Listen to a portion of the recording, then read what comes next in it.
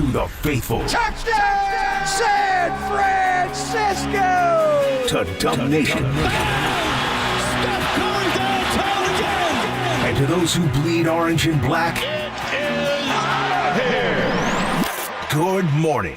This is Murph and Marcus. Brian Murphy and Marcus the Waterboy Boucher. Streaming live at twitch.tv/thesportsleader.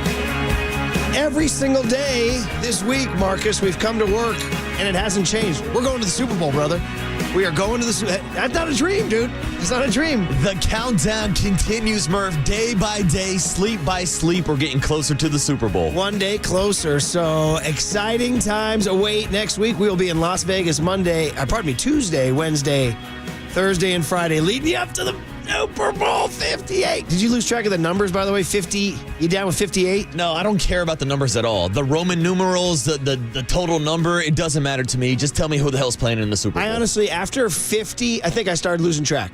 Like, I couldn't tell you, like right now, the Chiefs-Niners won 4 years ago.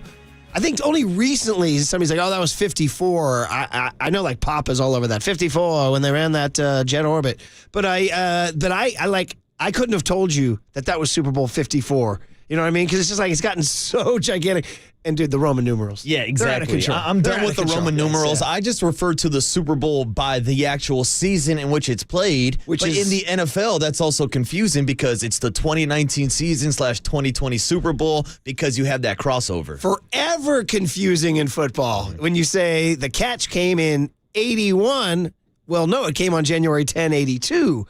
So that's why I've always thought baseball, the one thing, I know baseball is, whatever. Dead. Nobody likes baseball. Everybody hates baseball. Come on, I like baseball, what I mean? Murph. I know, you and I, we're the last two. We used to always say, we'll be the last two guys. We'll turn out the lights when we leave. That's all right, it. buddy? We'll be playing the lights by Journey when it's all said and done, Murph. But baseball, to me, has the best championship because it's the same damn year. You know what I mean? It makes the most sense. You know that the 1955...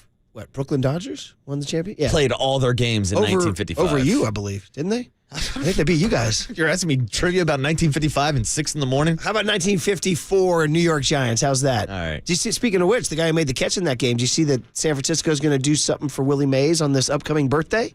No, because it is the Say Hey Year, Murph, 2024. Well, yeah. I guess I shouldn't say birthday. I should say date. 2/4/24. You got that? I got you. February 4, 24, 2/4/24. That's a good collection of numbers. So, like, City Hall is going to do a bunch of stuff, and they're going to light everything orange and black. They're going to call it Willie Mays Day. Nice. 2/4/24. Hell yeah. Honor Willie. There's a little digression for you. I was going to say, you want a digression? I've already seen buildings around San Francisco lit up in red and gold for the 49ers. I saw it on the Embarcadero when I was trying to wonder why our garage door wasn't closing, thus opening it up to any drifter who wants to come in. Come on in, baby. Come on in. I feel like Dwight Howard this morning driving in. Come on into our garage. Tweaker on the corner in that Niner sweatshirt. Come on. Because we did have a tweaker on the corner in a Niner sweatshirt. That guy was game day ready. I think he was lining up to, I don't know, he was lining up against some sort of imagined defense. I could have swore he was about to do up downs. Like he was chopping his feet up and down, breaking down to a linebacker stance. Guess what? He's going to be in the back of your car. He's ready for game day. Exactly. He's going to be flying with us to Vegas at this point, Murph. All right. Well, hey, man. Hey, he'll entertain us. Yeah. Well, hey, listen, there was action last night, and it's really funny. I just texted Kate Scott this morning because I wanted to apologize to her. Said, Kate, you came in and out of town, and we didn't even mention you. I literally, when the show ended yesterday with Waterboy, I said, wait, the Warriors playing tonight? Warriors playing? He's like, yeah, dude, the Sixers are in town. I was like, oh, jeez. That's how crazy we've been for Brock Purdy and the boys, right? I mean, we're so caught up in the Super Bowl and obviously last weekend with the NFC Championship game, but going back to last Saturday night, the double overtime loss to the Lakers and LeBron, like we barely even mentioned that. Swept under. It was like an epic game, double overtime. We swept that thing under the rug. It was actually like one of the highest rating games of the season so far for the NBA. And then here comes Joel Embiid on TNT on a Tuesday night, and we're like, whatever, just get us to the Super Bowl. I know. And then look what it took for us to pay attention. The Niners at the game. That's what it took. So if you missed it last night, one of the great cross-pollinations of Bay Area teams, which is something we've been talking about this morning, because it made me think about times throughout the history that when Niners meet Giants or Giants meet Raiders or Warriors meet A's or whatever, just the the crossing of wires, which is always fun, right? It's always fun. Yeah, it's like the Avengers coming together. It's like a different like cinematic universe when your favorite characters all show up in the same movie. So speaking of your favorite characters, you name a Niner, he was there, other than Brock. See, that's what I want to get into. We start a bad rumor here that he was not invited? Here's the question. It's because Sam Darnold had a seat instead. Now, who was that next to That's a throwback riff. It was Darnold, Kittle, McCaffrey, and Juszczyk at a Niner game last year. They couldn't stop yucking it up either. It made us start feeling like we were starting feeling bad about Brock. We were like, dude, Brock, well, how'd that work out, by the way? Brock's going to the bowl. Yeah, exactly. After leading a 27-7 comeback. Which, real quick, I saw a stat yesterday that Sam Darnold's the only first-round quarterback from his draft class who has made a Super Bowl. Of course, now he's doing it as a backup. That's a great stat. Yeah. Unbelievable. But and McCaffrey wasn't there either. Yeah, I did not see CMC. I don't know. Should we start a rumor? That's a good call, yeah. What's division in the locker room? There's a divide in the locker room. I'm kidding. So you name anybody else, they were there, starting with George Kittle in his Looney jersey, in the last year's alternate jersey, the Rose Looney jersey, which ironically, little Rory Murphy has the same jersey. He was very excited to see that. So thanks to our buddy Jeff down at Warriors Merch, who brought that to us in his seats one day. Nice. He said, he goes, I want to bring your son a jersey. I'm like, that's really, really nice. He goes, no, I want to thank you for the radio and all that. And he said, who do you want? And I said, give us some Looney. Yeah. Give us some Looney. Although this year, not so much. Yeah, not so much. He had a good game yesterday, but I do love the fact that George Kittle, out of all the superstars, whether it's Steph, Dre, Clay, all the options he has, goes with a Kevon Looney jersey. And dude, no sleeves. Sleeves. We're going tats and pit hair. Yeah, and I think it's because Kittle probably views himself as anybody on the Warriors. Maybe like a guy like Looney, because he's the guy doing the dirty work, grabbing the boards. We know Kittle loves to get his hands dirty, get inside the trenches. I think that's the perfect representation. I thought about that, actually. Was that like a statement? Yeah. Like, I am the Looney of the Niners. I'm the loon dog around here. But then you name more. Who you want? You want Debo? Mm-hmm. You want Ayuk? You want Trent Williams? Dude, Debo and Ayuk rubbing shoulders with Joe Lacob sitting courtside. Lacob had him there, and it was classic. I mean, you could just riff away on what the conversations must have been like. Debo, I follow you on 19 Problems. I've got your back on C.J. Gardner-Johnson. If you need me to take him out, I'll take him out. Say the word. Say the word. I got people. So Debo, Ayuk, right next to Lacob, and then Trent, Big Trent doing the. And what is it really? Here I am, I've been following basketball my life. I coach youth basketball. I love basketball. I don't understand when people make a three. What is the? It's like loading the clip. Oh, is that what it is? Yeah, exactly. Once again, a positive message for the kids. Bang! Is what it is. Yes, Bang! I saw Trent Williams doing that. Loading up that three gun. Eric Armstead, Javon Kinlaw, a big lime green suit. Yeah, jean suit. And you want to talk about those big boys being courtside? Murph, from the photos I saw, it looked like they were so damn big that they have to have two seats each. Totally, yes. Like it was like they're almost lining up on the defensive line with the A gap, the B gap, the C gap, all in between. I wonder how they had to tell some very wealthy season ticket holders, you're not going tonight. You know what I mean? Because Trent needs your two seats. Yeah, sorry, the Niners are in town. And Javon Kinlaw needs your two seats. Chase Young needs your two seats. Speaking of Chase Young, man, I read Eric Branch's piece in the Chronicle this morning. He said the film review is not kind to Chase Young. Have you read about this? Where he's jogging on that touchdown play by which one's the third touchdown? Is it Montgomery or Gibbs? I forget. The third touchdown that makes it 21. Well, I was going to say, I just watching back the game tape the other night. He looked really bad in the first half. Did make some plays and some flashes in the second half. Something happened in the second half. But I don't know what the halftime adjustment was. I don't know if he took it. I'll tell you what it was. They told him to stop freaking jogging. I was going to say, I don't know if he took it personal with Nick Bosa telling him to do his job, but Eric Branch shines a bright, shiny light and has a link to the play. Dude, Young is literally jogging. And it's either Williams or Montgomery. Forget my brain. Sorry. Yeah. It's the third touchdown. Yeah, but think about that also. He could make a play, but he's just lightly. It's like a freaking August preseason game. Yeah, and that's why I was so, I think, surprised by the drop-off in production, especially in the run game without Cleve Ferrell there and Chase Young stepping up over the last couple of games. Because obviously we've seen the edge be exposed, and we've talked to Papa about this. We talked to Ryan. We talked to a bunch of people about what Clee did in the run game. Yeah. And it's obviously noticeable with him not out there. Chase Young was not setting an edge, Murph. Bosa had a quote. Randy Gregory was out there. Throw him in there, too. Bosa had a quote saying that the best thing that Cleve Ferrell did for them was give max effort on every play. He said, and dude, hey, hello, max effort? That's kind of what we're looking for. It was Gibbs. Gibbs' 15-yard touchdown run. Yeah. He runs right past a jogging Chase Young. Anyway, I don't mean to be negative vibes, but the film don't lie. buddy. Film don't lie. No, it doesn't. And also on that Gibbs touchdown run, that's when Nick Bosa was down blocked by a wide receiver. Yeah, well, that can happen too, but you can still get pursuit from somewhere else. And True. I guess Kyle did say, and yesterday we kind of lost this, but Kyle was quoted as saying our pursuit was as bad as it's been all year. Our pursuit was, he called out the pursuit. I mean, that's it, because if your defensive end's getting cracked back like that, being down blocked, and somebody else has to set an edge, I know it's difficult for Bosa and Young and Gregory on the outside, but someone has to step up, whether it's Demo in the nickel, whether it's a strong safety, but you see that wide receiver crack down, someone has to fill up and take that gap responsibility. Yeah, he calls out Tayshaun Gibson in the same, in the first touchdown run to Jamison Williams. Yeah, again. He was not pursuing hard, too. It's like he almost thought, the play's not coming my way because it was a reverse. And that's what we talked about yesterday, is actually filling the absence of Talanoa Hufanga over the last couple of games. Jeez. All of a sudden, we got the Niners losing by 40 in the bowl. I was going to say, we were going about the good particles, the cross-universe. It was mentioning Chase Young at the game made me think about Reed and Branch this morning and that film review. So anyway, other than that, it was great. Have you seen the footage on social media? Lacob had them in his... He has that thing called the Bridge Club. That's like VIPs only. The Bridge Club. One day, Raymond snuck me in there at the old Oakland one. Oh, you got to the bridge. It was the Oakland one. Okay. So it was much smaller. It was like being at it was what I imagine would be like being at King Arthur's round table. Because like this small room, and like Lacob was at the head of the table. Okay. And everybody, or the Last Supper, you know what I mean? We went in and there was like this turkey legs and everything. It was like, come into my chamber. Come into my chamber. Come before the king. But now that he's moved to Chase, and he's got more room. Yeah. Oh, the things like this ornate, beautiful banquet room. I'm sure it's like a castle. He had and he had them in there, and he gave a little toast. We'll play it for you. He's like, for you guys, go Niners. He's like, great to have you. They all had jerseys and all that, and Jair Brown. See Jair Brown walking around with a Sharpie?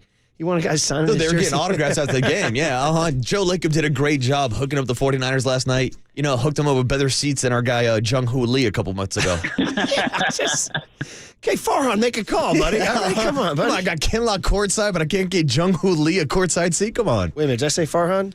Who's he? Wait, can I get a Mike? Can I get a Mike McDaniel? Who? Thank you very much. Wait, by the way, where is he? Don't psych up. We'll be in. Are we going to Scottsdale? I think so. That's the plan. Okay. I don't know. Don't ask me about travel plans, Murph. I'm not the guy. Well, listen, Overnight Dave texts to say the garage door is working now. That's it. So whatever was already in there is going to stay in there. All right. Don't go to the back of the garage, Dave. All right. Well, listen, we got the Warriors. Oh, we got to call it in. First seg. Well, we'll do it on the other side. How about we do that? We got to be good on the clock and get you guys a guest list and get you guys one day closer to the Super Bowl on KNBR 104.5 and 680, the Sports Leader. But it was a fantastic game. You guys, we all love you, man. Almost as much as the Warriors. But San Rafael, shout out to you for supporting KNBR, San Rafael's sports leader.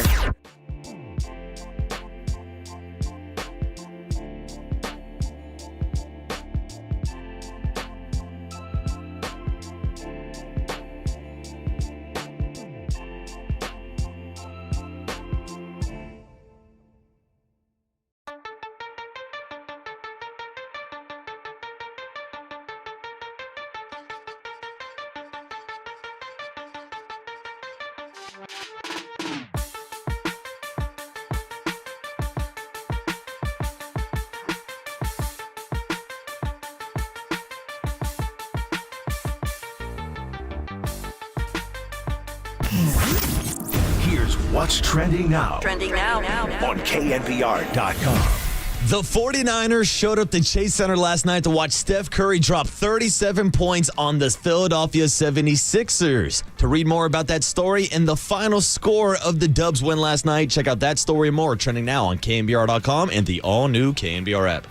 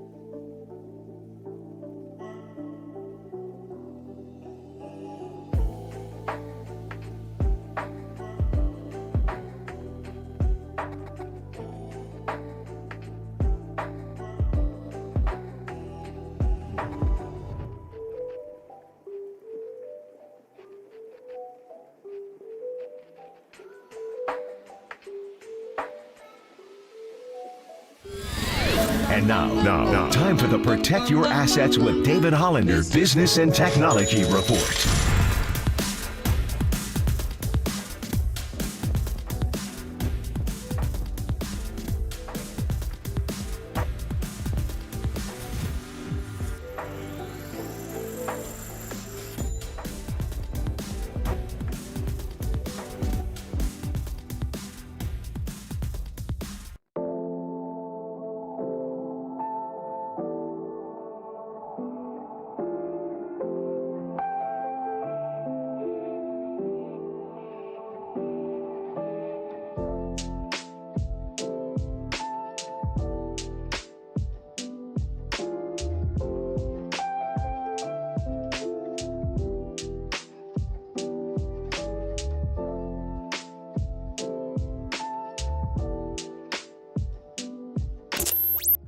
And Marcus keep rolling on the sports leader and streaming live on YouTube at KNBR 1045.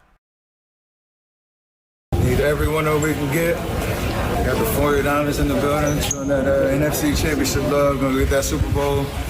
Maybe inspired us a little bit. Let's go. All right, Steph Curry. Well, I don't know what that was from there, Young Tone. I saw he was in a tunnel. That was going back to the locker room. Yeah, he has one where he talks in the press conference about the Niners, and he actually does not throw his full allegiance behind the home 11. He says that he's friends with Mahomes and Kelsey too. They played that golf event, right? Yeah, I don't need Steph Curry being friends with the enemy right now, Murph. Is he trying to protect his Under Armour brand and sell shoes? As he does, hey, people in Kansas City buy shoes too. That's that line, that famous Michael Jordan line. Yeah. They said, you never get involved with politics, man. He goes, hey, man, Republicans buy shoes too. Great line. Yeah. It's true. You know what I mean? It's probably better to stay. I see some people, I'm just going to mention this maybe once and then we're going to move on. On my social media feed, some people are trying to inject politics into this Super Bowl. Can I say, what's the no, not going to have that? I'm not going into that. Thank you very much. I mean, I cannot even believe it. Stop, cease and desist right now, everybody.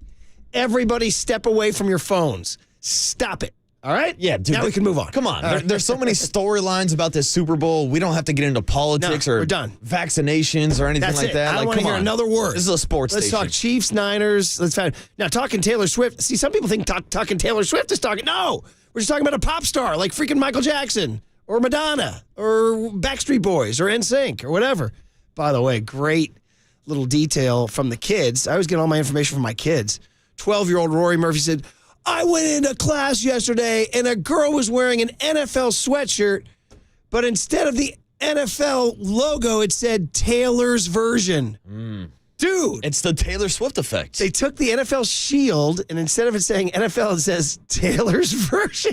I was like, that's a mic drop right there, man. Was that a custom Kristen Juszczyk collaboration? Maybe she just got to deal with the NFL? Did she? Yes. There it is. The Taylor Swift effect again. Taking you inside my domicile again, the lovely Candace is dying for a Kristen Juszczyk. She's like, I love her fashion. I need a Kristen Juszczyk piece. I'm like, well, how am I going to get that? Oh, I want a custom Murphy puffer jacket too, Murph. I got to wear a Boucher puffer. Yeah. I could make you a puffer out of a Bobby Boucher Mud Dogs jersey. And while I stay on kids, that's pretty funny. While I stay on kids' information, the other one, I said you guys before the show, and this is for the old man here, I got to start learning my young brother NBA. Young boy NBA. See, I already screwed it up. NBA young boy. NBA young boy. Or as Declan said, Dad, just say young boy. He goes, just say young boy. But you got to throw in the NBA. No, it's not the National Basketball Association. It's for never going broke again, Murph. How about that? Never broke again, young boy. He was trying to prevent the cringe factor on his own mind. He goes, just go with young boy. He goes, just go with young boy.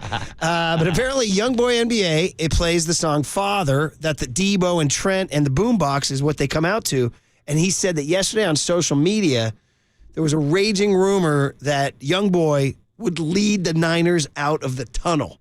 He's like, oh, that's so tough. That's so tough. He was all fired up. And I was like, number one, I'm not sure I felt about that right away. I don't want to mess with the juju. I don't want to mess with what's going on. I don't need an interloper in the tunnel.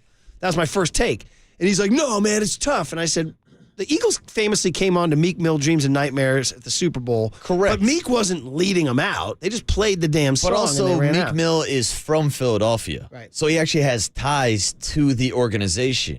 NBA Youngboy, I believe, is from Louisiana. So just because Debo and Trent Williams chose him for a walkout song, that means he's going to get integrated into the Super Bowl pregame? Yeah. That's what and the rumor is that he would be in the tunnel. And then ready for this. And I mean, listen, I say this as jesting here. I know jurisprudence is a very serious matter, but this is fairly amusing. Declan said, but there's a problem. There's a problem that young boy might be violating his house arrest. I was like, dude, say no more. You've given me more material than I could ask for. That's it, dude. We're gonna walk out with the ankle bracelet in the boombox. And then he said, but there's also a rumor that Nevada is okay on the probation terms. I'm like, loose laws in Nevada. I'm like, this is incredible content. Wow. We need to follow this story. So, are you familiar with the young boy? I am, and I've actually used his music as rejoins, as our guy Young Tony just did behind the glass. I've used it before for Debo. I think I've used it for 49er Player of the Week a few times. Okay. So, yes, I'm aware of his accolades. I've actually known about him like 5-6 years ago. I saw him start popping up on World Star Hip Hop, and I was like, "Who's this rapper? NBA Young Boy?" Yeah, you thought he was talking the Jerry West logo. Yeah, exactly. I was like, we got a rapper who only raps about the NBA. Like, what's going on here? And now he's he's got some fame. Well, he's the Niners guy. So anyway, one more storyline to follow. There it is. NBA Young Boy versus Taylor Swift. But we got to get back to last night at Chase Center, where the Niners were there in force, being toasted by Joe Lacob, King Lacob. It's so funny the way Lacob gives that toast. I imagine he has the wine in one hand and a big turkey leg in the other hand. You know what I mean? Like King in a big robe. You know? You think he pulls out the sword and starts knighting Trent Williams? Exactly. Dude. Yes, you have my blessing. It's all very royal in there. But anyway, hey, listen, we can discuss this for after we call this thing in. But is there something bubbling a little bit with the Warriors? I know they're 20-24. I know they're the 12 seed. I know that they're 1.5 out of the 10 seed and 5.5 out of the 6 seed if you want to avoid the play-in. Mm. But there's no denying that the last couple games have been much better, and no denying that last night Bruce Frazier called Roger Goodell, and Goodell said, "Hey, man, all my players," or pardon me, Adam Silver, sorry, guys. And Adam Silver said, "Did I see a lot of NFL players at that game?" He said, "Why don't you just not worry about it, skinny boy, and put it in the books." Golden State Warriors 119, Philadelphia 76ers 107. Woo!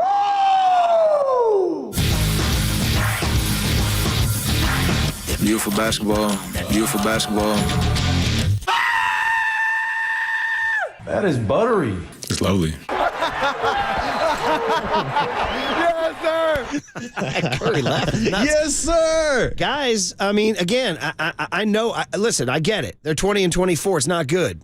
But there's also no denying that they've been better since Draymond returned and Kuminga has ascended to the starting lineup and played 39 minutes last night and scored 26 points and has 7 straight games with 20 or more points. We kept saying all through November and December and most of January, nobody can score 20 other than Steph. Well, now you have one. And now Jonathan Kuminga has been on that streak like you just mentioned, but I did want to take a few steps back to the first point you made, the return of Draymond Green, because you can feel his impact on both sides of the floor. We can get into the whole Joel Embiid story and him obviously leaving last night with a knee injury, but even up until that fourth quarter, he had 14 points. It's the first time this season he scored less than 20 points. And of course, that all circles around Draymond's defense, but look what it's doing offensively. You talked about the numbers for Kuminga over the last 7 games. How about Steph Curry scoring over 30 in 3 straight games because of the off-the-ball movement he's allowed to do when Draymond Green is on the court? So again, I'll see people commenting about his box score all the time, like, "Oh, last night he didn't have the biggest box score."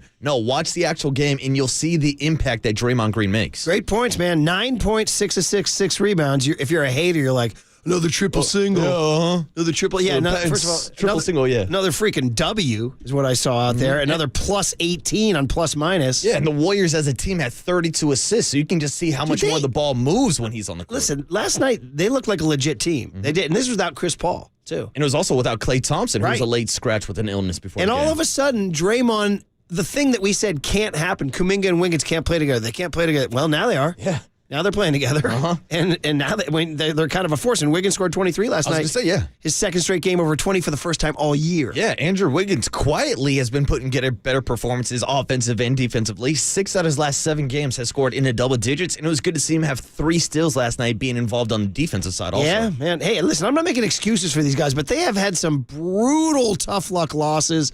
Think about Chet Holmgren reigning in that bank shot or whatever. Oh, think about all the 1-point losses. The Jokic bank from the half court, blowing the 18-point leads against the Kings earlier this year. So literally, and again, I know, woulda, coulda, shoulda, and all that stuff, but just saying that 20-24 could be 24-20 without even asking that much. But that is a losing team's lament when you say, well, if. So they have 28, 44, what's 44 to 82? I got to do my math here right now. They have 38 games left. I mean, that's time. They got time. Plenty of time, Murph. Yeah. And so, by the way, just to get you kind of calm your nerves with the Niners, you can go Friday night, Warriors at Memphis. And then this is the one that might calm your nerves, just like the late Saturday afternoon at the Hawks, when you just need to kind of breathe about the Niners. And then I've already looked at this Monday game. They play Monday in Brooklyn.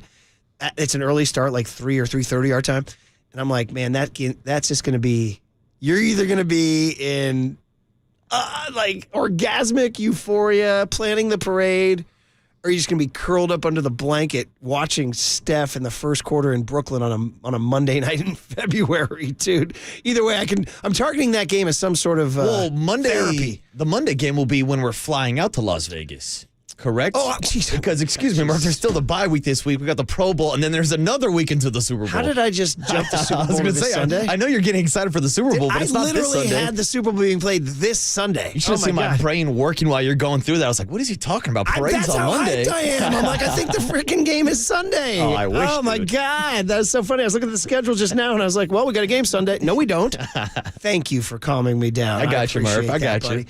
Disregard it. There's no game Sunday. No. All right. Thank you, Mark. Enjoy the Warriors this weekend. Every now and then, you got to check your guy. All right, I got you. I had the Super Bowl this Sunday. Guys, it's not this Sunday. All right, buddy. Hey, let's get the guest list going on Wednesday, January 31. After that startling mishap on my calendar. Well, let's look to see what their Super Bowl weekend is then. Why don't we do that? Make it right. I think they play the Lakers on Saturday night, don't they?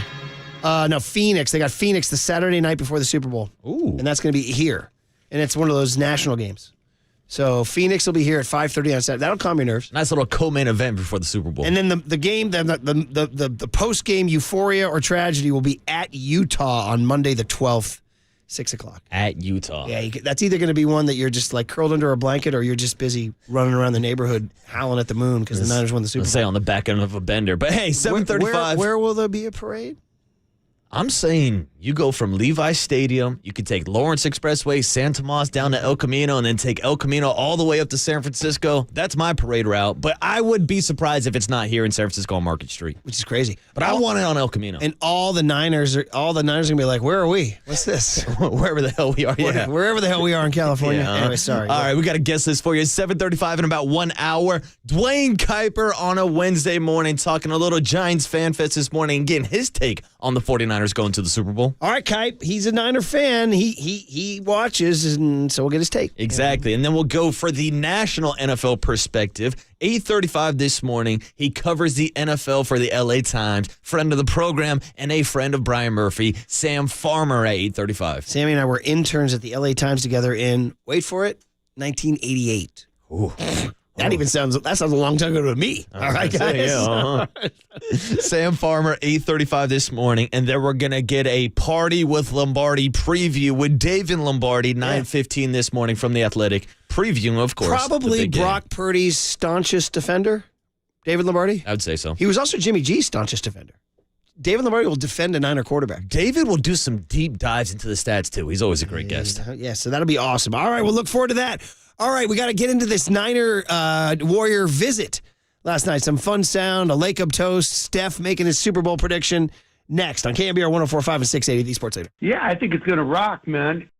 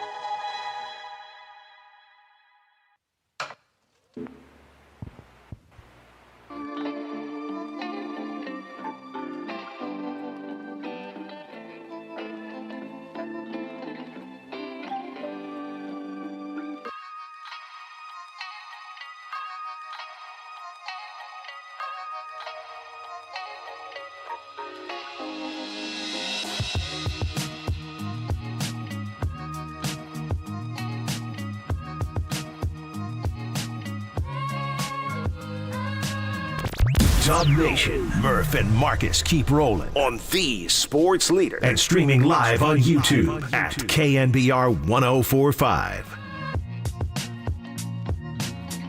And that'll do it. The Warriors bounce back here at home. Needed to win desperately. They get it tonight against the 76ers. 119 to 107. Yeah, man, that was a nice little W, and sorry to Kate Scott for. By the way, NBA, the national news that Embiid got hurt late in that game. Jonathan Kuminga dove for a loose ball right onto Embiid's knee, and we mentioned this yesterday about how Embiid's already on game alert in terms of making 65 games. I told you yesterday he only has 5 more to burn. Looks like he might burn a few more after last night. He ain't reaching 65, but I do think that whole rule change had a factor in whether or not Embiid even played last night. Agreed. Because I was surprised because we're talking about a 7-footer who has a long injury past. Anytime you start talking about a knee injury with a guy like Joel Embiid, I was shocked to see him out on the court last night after a back-to-back. Obviously did not play the day before, but I do think the rule change factored into that decision. Yeah, and, it's getting very debated, and it's easy to knock it. Stupid rule. They should be, but I liked the idea behind it. Because it was just getting ridiculous how guys were just taking chunks and chunks of the regular season off and charging us premium. Trust me, as a season ticket holder, they ain't charging you any less for every game all those big guys take off. True, but I think that's where the gray area is because obviously nobody wants load management to be a thing in the NBA when you take your kids to go out to a Warriors-Laker game and you want to see LeBron James or whoever the hell it is. But it feels different when there's a legitimately injury that we're talking about. Yeah, sure. That's the problem. That it wasn't being used for legitimate injuries. Correct. It's the healthy scratches, but then you can just make up like any ailment saying, I got a sore back tonight. I'm not going to play. So I get why they addressed it. It's now in its first year going right into a controversy because Embiid's going to have this historic year and not get MVP. Yeah. And I get that that's a bad look. But again, I don't want to return to the days where guys are only, I hate to be that guy and just talk about the way it used to be, but these guys used to play. You go to work, you play. We talked about, I remember Joe Pavelski up at Tahoe, and we asked him, it was when load management was at its peak, and we asked him, we're like, hey, what about you guys? You guys don't do that. He's like, yeah, no, man. I, put on the skates and let's go. I'm playing a sport. I'm playing a kid's what if game. You and I did load management? You know what I mean? It's just like, you know what? Marcus is like, you know what? I'm not feeling it tomorrow, Murph. That's it. Fridays, I'm off, Murph. I'm out. That's it. Just be even more random. Just take a Thursday. That's it. A Tuesday in the middle of the week. I don't do Tuesdays, And I say, hey, what's up? And you're like, yeah, I'm just not feeling it. No, I can't do back-to-back shows, Murph. My voice is too sore. Well, I clearly should have taken today off after my Super Bowl mishap. Stop it, Murph. Stop it. Anyway, let's get into the really fun situation last night with all the Warriors, all the 49ers at the Warriors game. And I mean a lot of them. I mean, like even Jair Brown. I think, did I see like Ray McLeod was there? Like they had jerseys for all of them. So Joe Lacob had him into his chamber, the Bridge Club, which looks like King Arthur's court. You know what I mean? It's all ornate. The Bridge Club. Private room where you go and open this heavy door and you go in, and Lacob's in there holding his wine and toasting them. Did you have I sent it to the cooler content where Lacob's giving the toast? Go Niners. And I like you guys almost as much as the Warriors. Classic Lacob. Yeah. I mean, there's kind of awkward giggles. Yeah. He's like, come on. When they walk in, he's like, come on in. Come on in. It's so funny. Chase Center Social has it, and I think one of the Warriors accounts has it. And he's like, we have jerseys for all of you. Dude, my guy Trent Williams put on the jersey, too. I was like, damn, might need him to line up at the 5. So anyway, here's Lacob welcoming them to King Arthur's round table here. Hey, just how much we appreciate you guys. Yes, sir. What? Oh, yeah. I'm about to suit up. We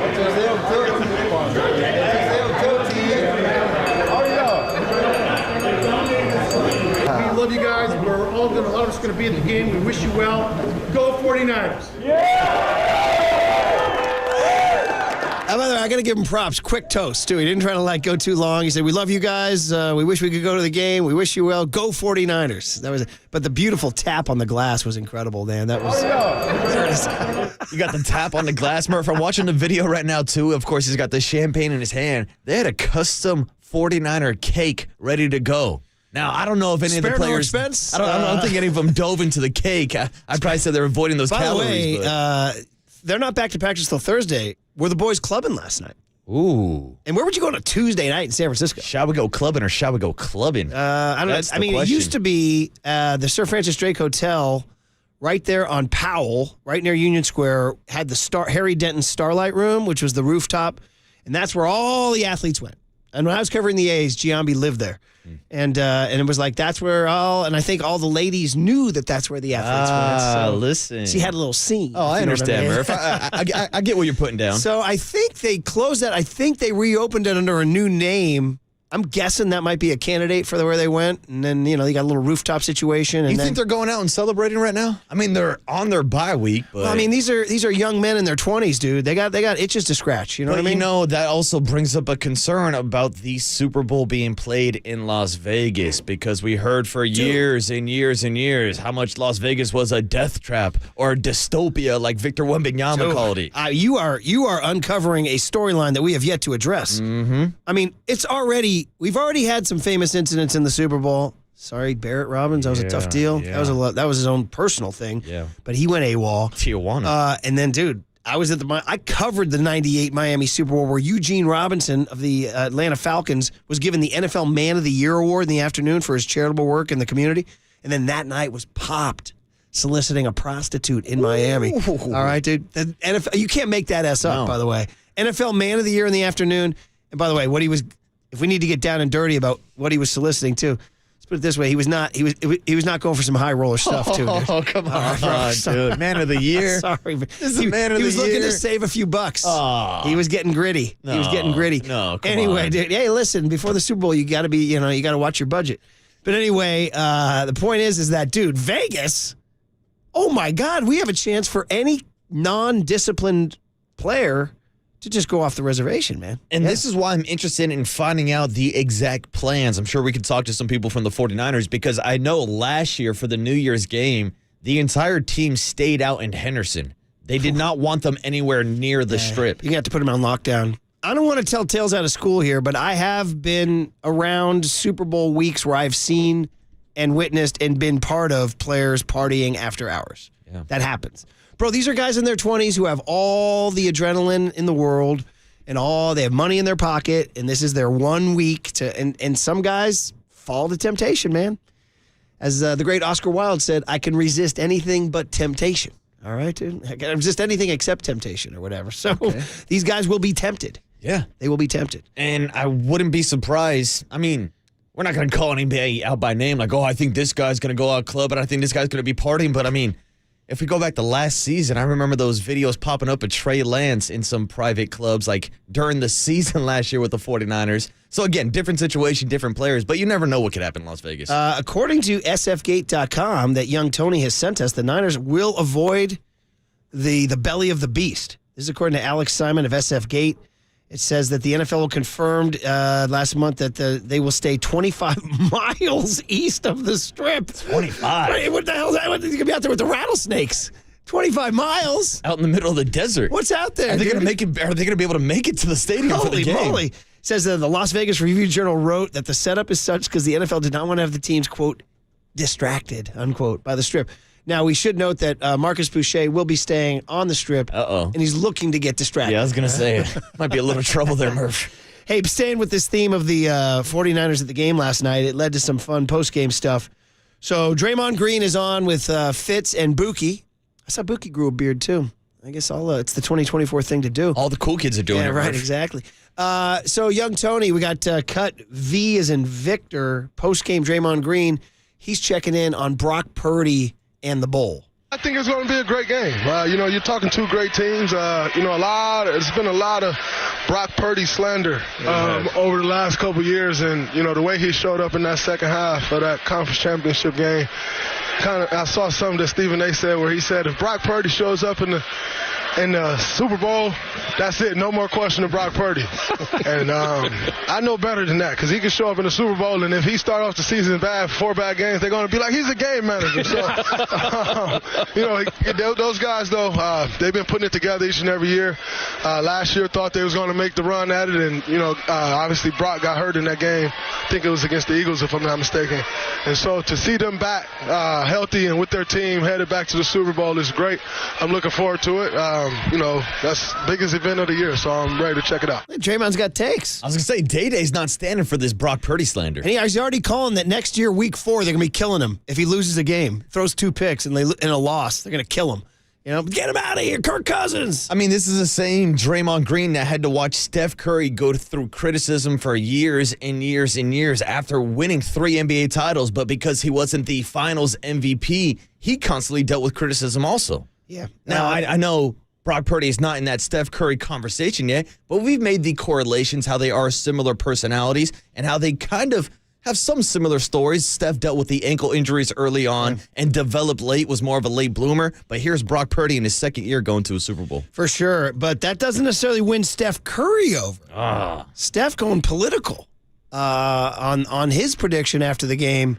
With all the Niners in the house last night, Steph, did it make you think about the bowl? What's your Super Bowl prediction? I mean, obviously, being here, you love to see the Niners get it done. I do love Mahomes and Kelsey. Got to play golf with them this summer. I see them in Tahoe every year, so we have a pretty good relationship. In my household, it's just a win-win kind of vibe, but obviously, the hometown team. How long has it been since they won? 95. You love to see that. Okay. I guess he goes 51-49 Niners there, but he's saying he loves Mahomes and Kelsey. Probably his daughter loves Taylor Swift. You know what I mean? Or his multiple daughters. And I get it. And we've been riffing for years about Steph running for president. So you're right. This is a political answer. But come on, Steph. This is after Kelsey and Mahomes beat him and Clay at the match earlier this summer. Yeah. So there should be bad blood about losing your glove. Like, I need revenge for the match, Murph. And I always have way more respect for politicians who take a stand and just say, man, I'm a freaking Cubs fan. I'm going with it. I'm a Yankee. Like when Hillary Clinton put on the Yankees hat, like, bro, you're from Illinois. What are you doing? Yeah. She's running for Senate in New York. There's only a few. Hey, we had that during the pandemic. Remember our favorite cut from Governor Cuomo?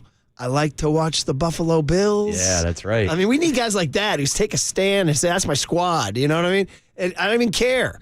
Like I saw Kamala Harris. I know, stay out. Everybody, save your texts, all right? I'm just talking about allegiance from politicians. She's like, oh, my Niners have so much grit. I'm like, Niners? First of all, you're from Oakland. You should be a Raider fan. And second of all, then she spent a significant amount of time in Canada, I believe, too. So, she was a DA in San Francisco. I get it. What are you trying to say? She should be an Argonaut fan? I'm embarrassed to be a Toronto Argonaut. That was one of the great bites.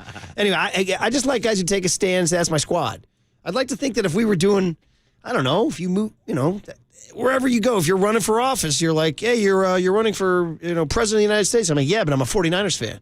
Blank you. You know what I mean? So. Yeah, you have to draw a line. And I get it. Steph Curry is a Carolina Panther fan going back to his Carolina days. But Steph, dude, you've been in the Bay for a while. I'm sure he's probably got some 49ers living in his neighborhood. Well, I actually prefer, I would have liked it if he just said, hey, I'm a Panther fan. I hope they both lose. Something like that. You know what I mean? So, all right, well, listen, Steve Young joins Tolbert and Copes at 4:50 this evening. You definitely don't want to miss that. But we got to get into, all right, the bowl on the other side. Guys, have you really started to ponder the Kansas City Chiefs here? And given that Mahomes has beaten the Niners every time he's faced them, is this a bad matchup? We'll get into it next on KNBR 104.5 and 680, the Sports Leader.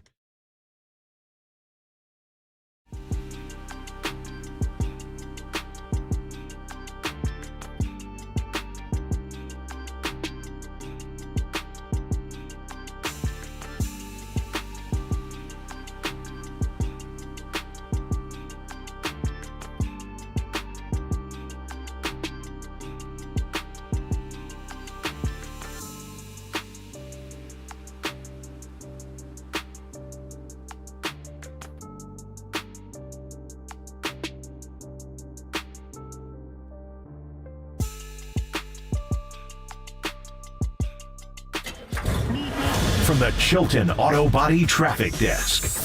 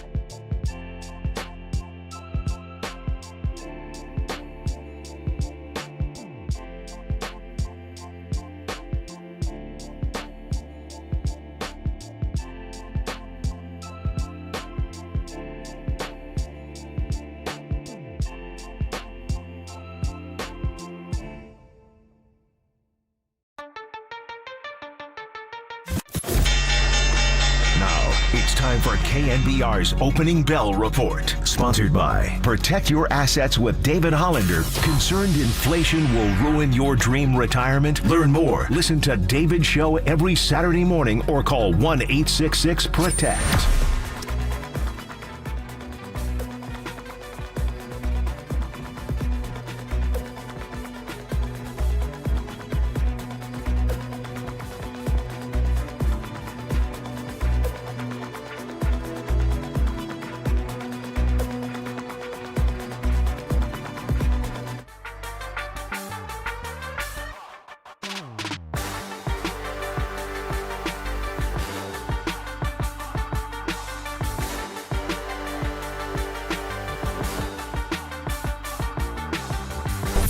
Listen to the sports leader anywhere, anytime. Download the KNBR app. Murph and Marcus continue live from the KNBR Casino Matrix Studio. Casino Matrix Progressive Jackpots are here. Where are you? Just drop in. Please play responsibly. 1-800-GAMBLER.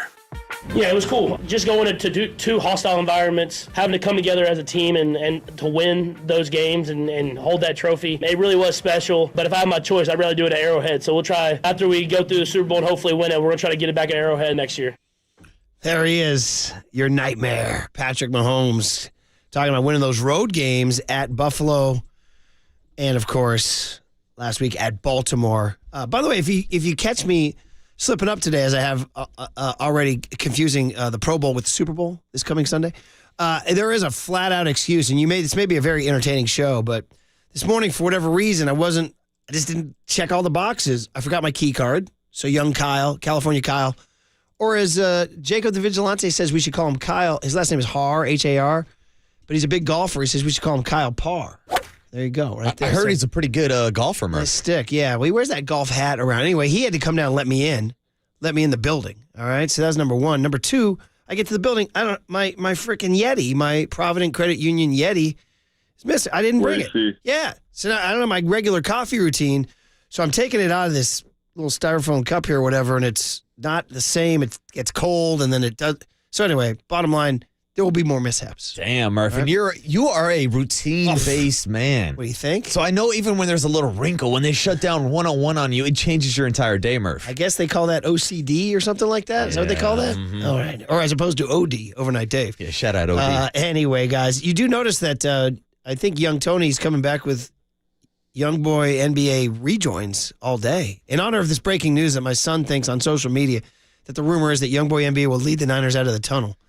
If he did, would you think that was, as he says, quote, tough, unquote? Would you like that? See, here's the thing. My only problem is he doesn't have any ties to the Bay Area. So I think it would be more impactful if it was like a Larry June, a Too Short, an E40, someone who actually represents the Bay. But I get it that this is the music that they actually play for the walkout. So it's more of a live performance. And I know Devo's the one who chooses the music. So I'm sure he would be a fan of it. And anything that hypes the team up, I'm absolutely fine. But then here's the question, Murph. If he comes out with a live performance, do they still need the boombox?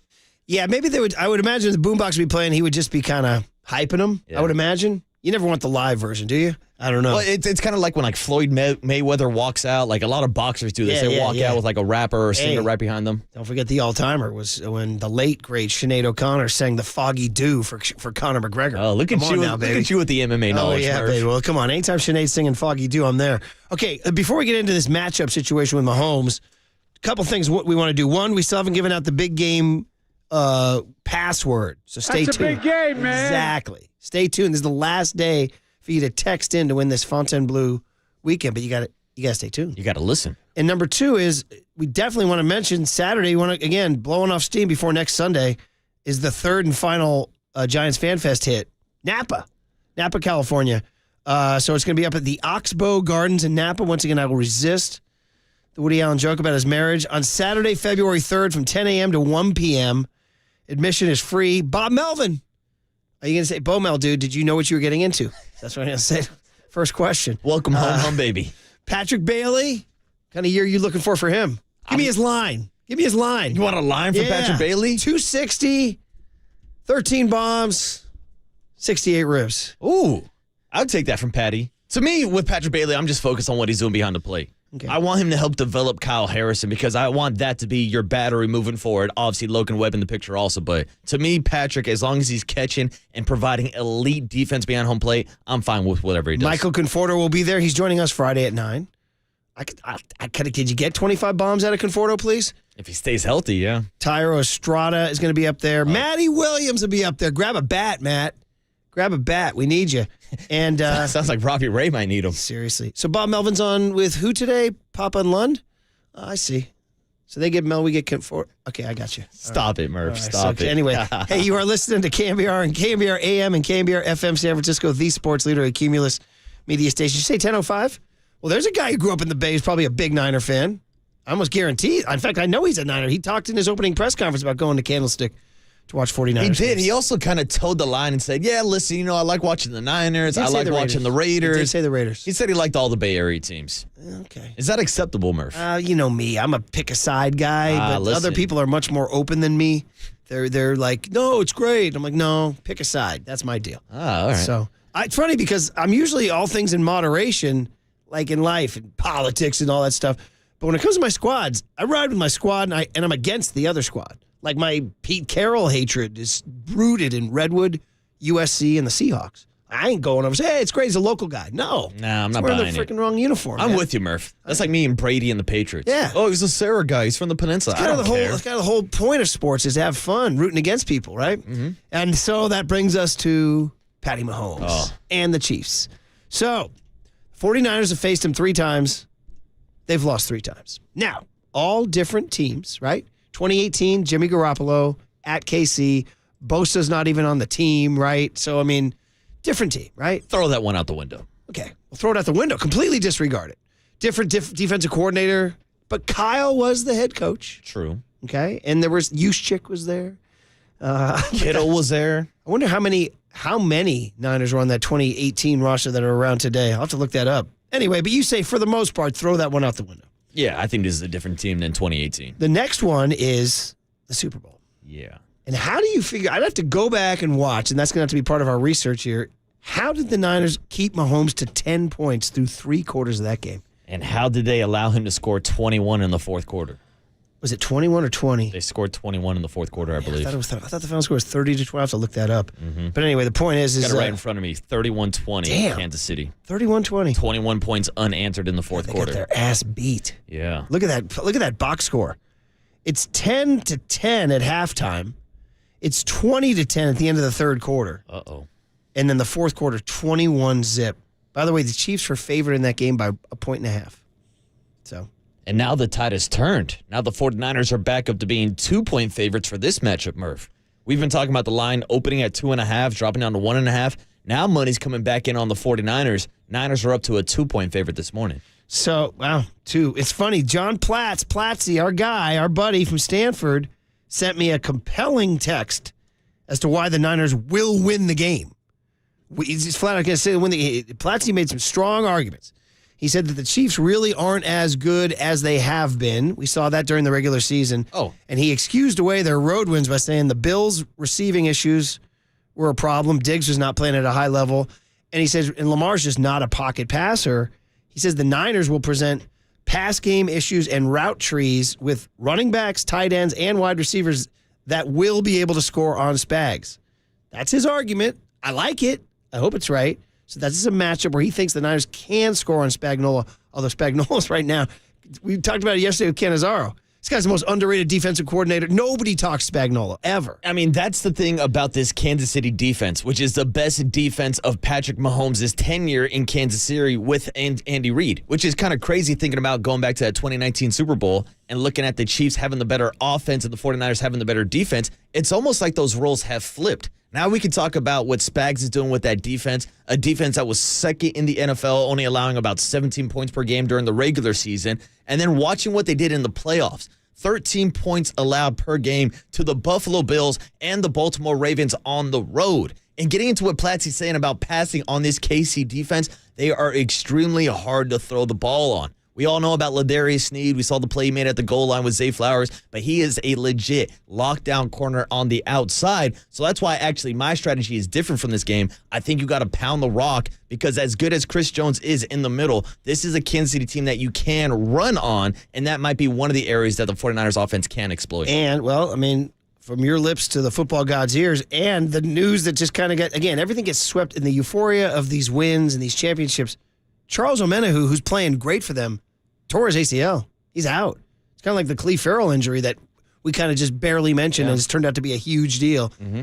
Dude, Omenihu's been playing some ball. Yeah. He had some big plays in the AFC Championship game, so that's a key factor. And then obviously we'll pay attention to what's going on with Willie Gay, middle linebacker, who did not play last week because of a neck injury. So that's something to keep an eye on also. But yeah, Murph, to me, this comes down to the run game with Christian McCaffrey and how Kyle Shanahan can get ahead of this game and stay ahead so that he can implement that run maybe game. The problem's on the other side of the ball where we just mentioned earlier today, the Niner run defense has been, atrocious, right? Like atrocious. Like what they give up to the 182 rushing yards to the Lions, 136 to Green Bay, and it's all since Farrell got hurt. And it is. I mean, immediately once he went down, Aaron Jones became the first running back in 51 straight games, I believe it was, to rush for over 100 yards against the 49ers. So Greg Cosell came on yesterday with the afternoon show. Start with Cut L here. He's saying the Niners getting, and we talked about this, reminding me of those 92, 93, 94 Cowboys O-line, getting manhandled out there. Yeah, it's funny because at the end of the first half, as I'm sure many thought, I guess the thing that was most disturbing and why I didn't think the Niners would come back was they were being physically beaten. It wasn't just, hey, a few plays here and there.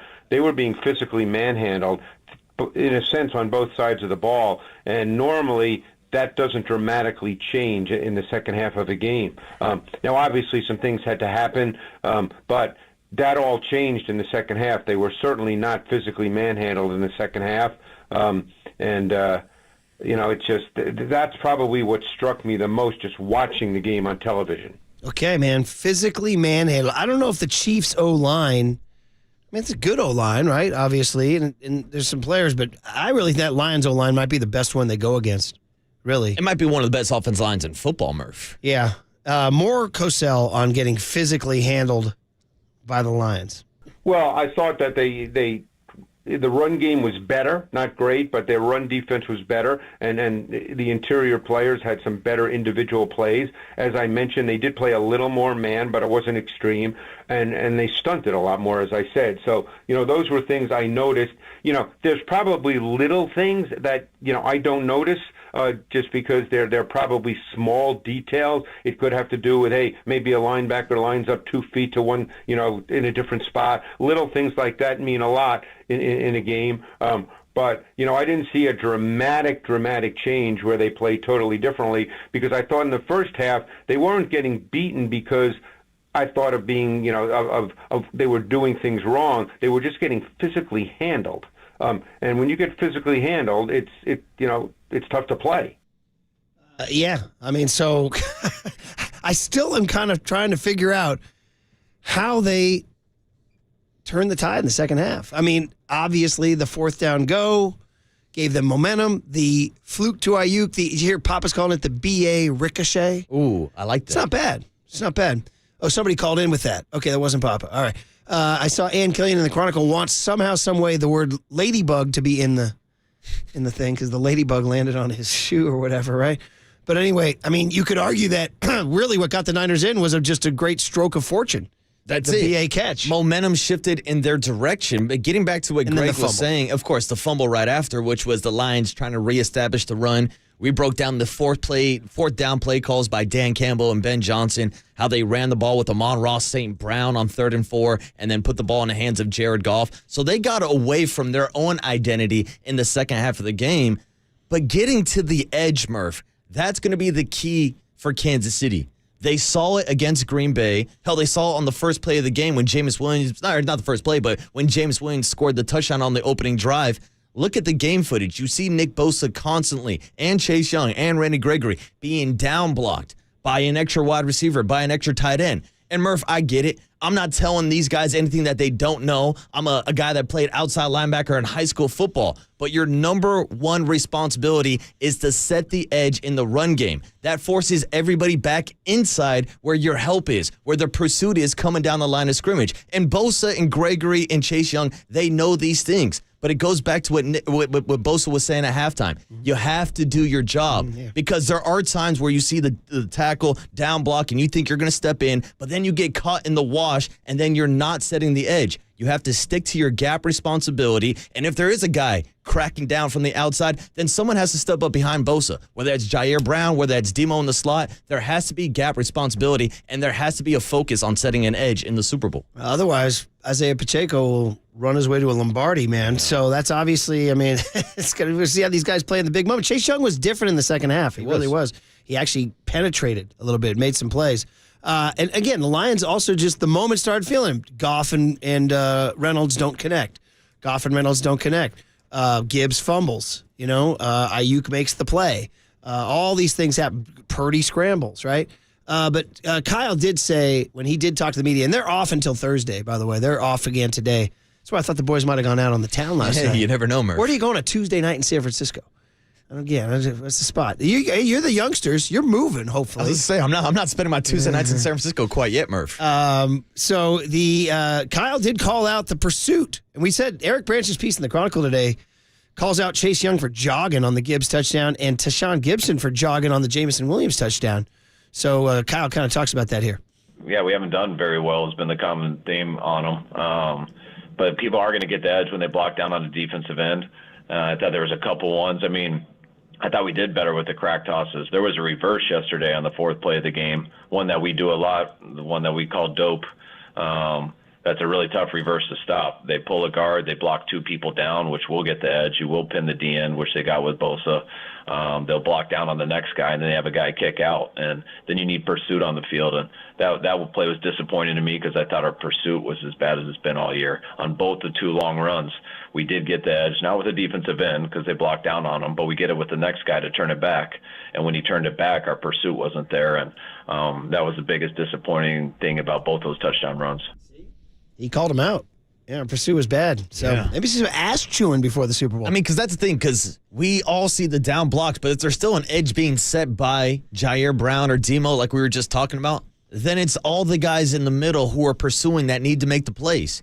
And that's what we're talking about, complementary football. That's why we're talking about the swarm rate that John Lynch always brings up. It's got to be 11 bodies on the ball each and every play. Yeah, man. And in good old-fashioned ass chewing. Yeah. So ready for this? You know how the generations change? When I was playing baseball in Southern Marin, by the way, just the coddled, soft streets of Southern Marin, we had a legendary baseball coach named Lenny Lyons who was a prison guard at San Quentin.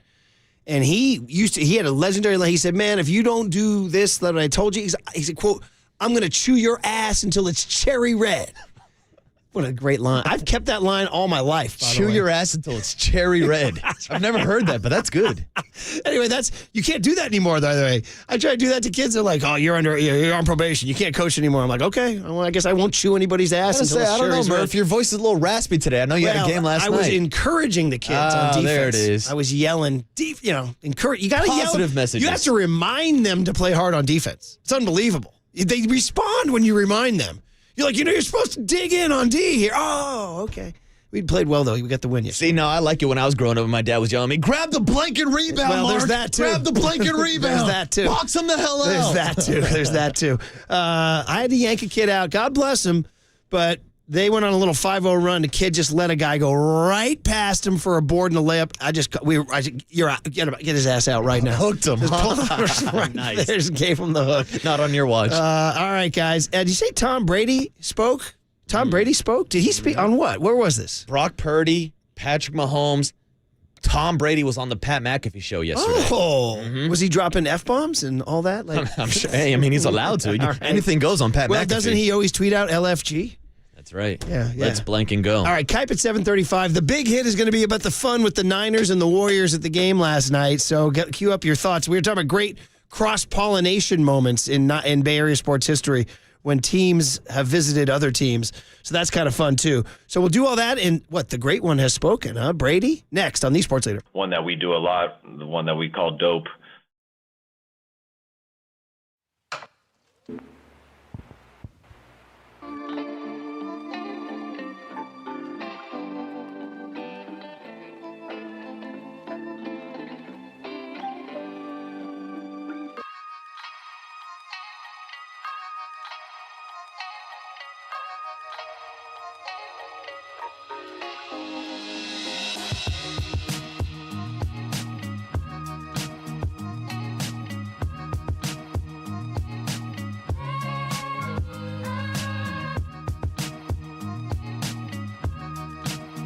All right, our good friend Steve Moskowitz here on a Wednesday morning. Good morning, Steve. You want to talk to us about what to do when you cannot pay your taxes?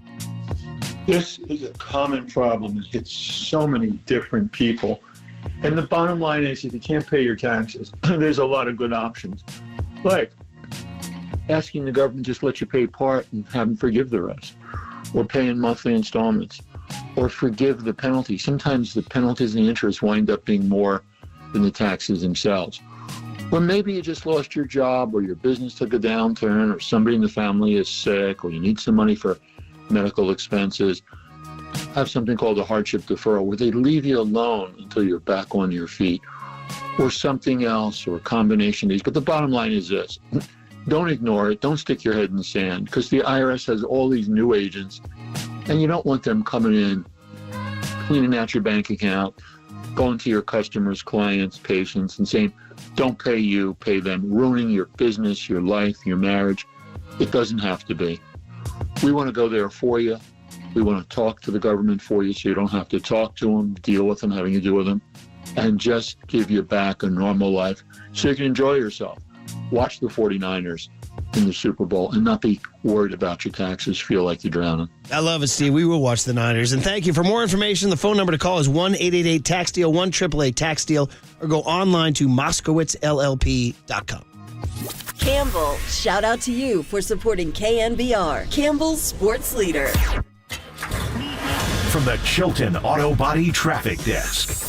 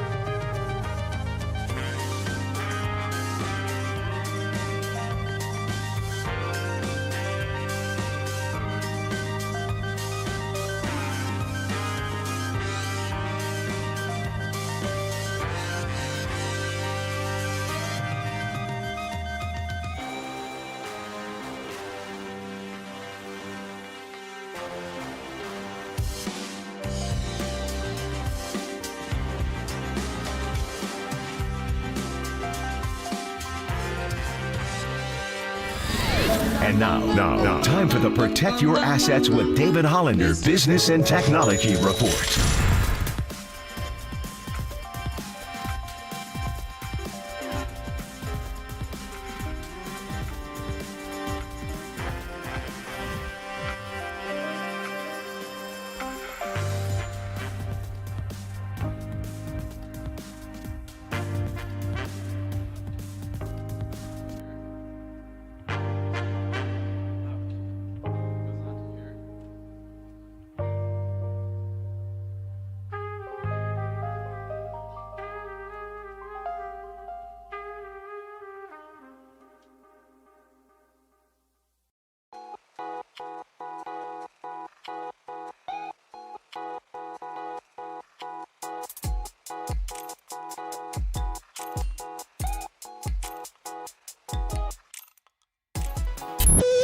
Now, back to Murph and Marcus on the Sports Leader and streaming live on KNBR.com and the KNBR app.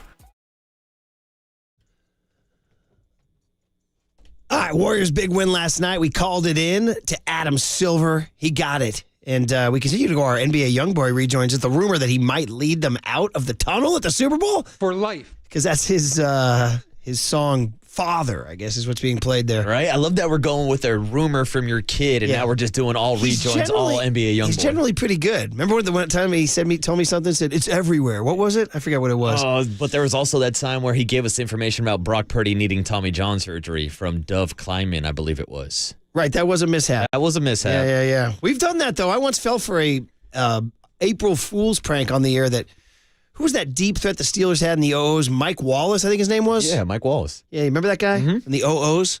Some guy wrote that the Niners had acquired him in a trade, and I reported it on the air. It was April frickin' Fools. Oh, that's the worst. That was a tough deal. That was like in 06, 07, something like that. You have to have your guard up on April Fools. Damn, dude, my guard is never up. That's the problem. All right, guys. So listen, Tom Brady, Niner fan, wanted to be here.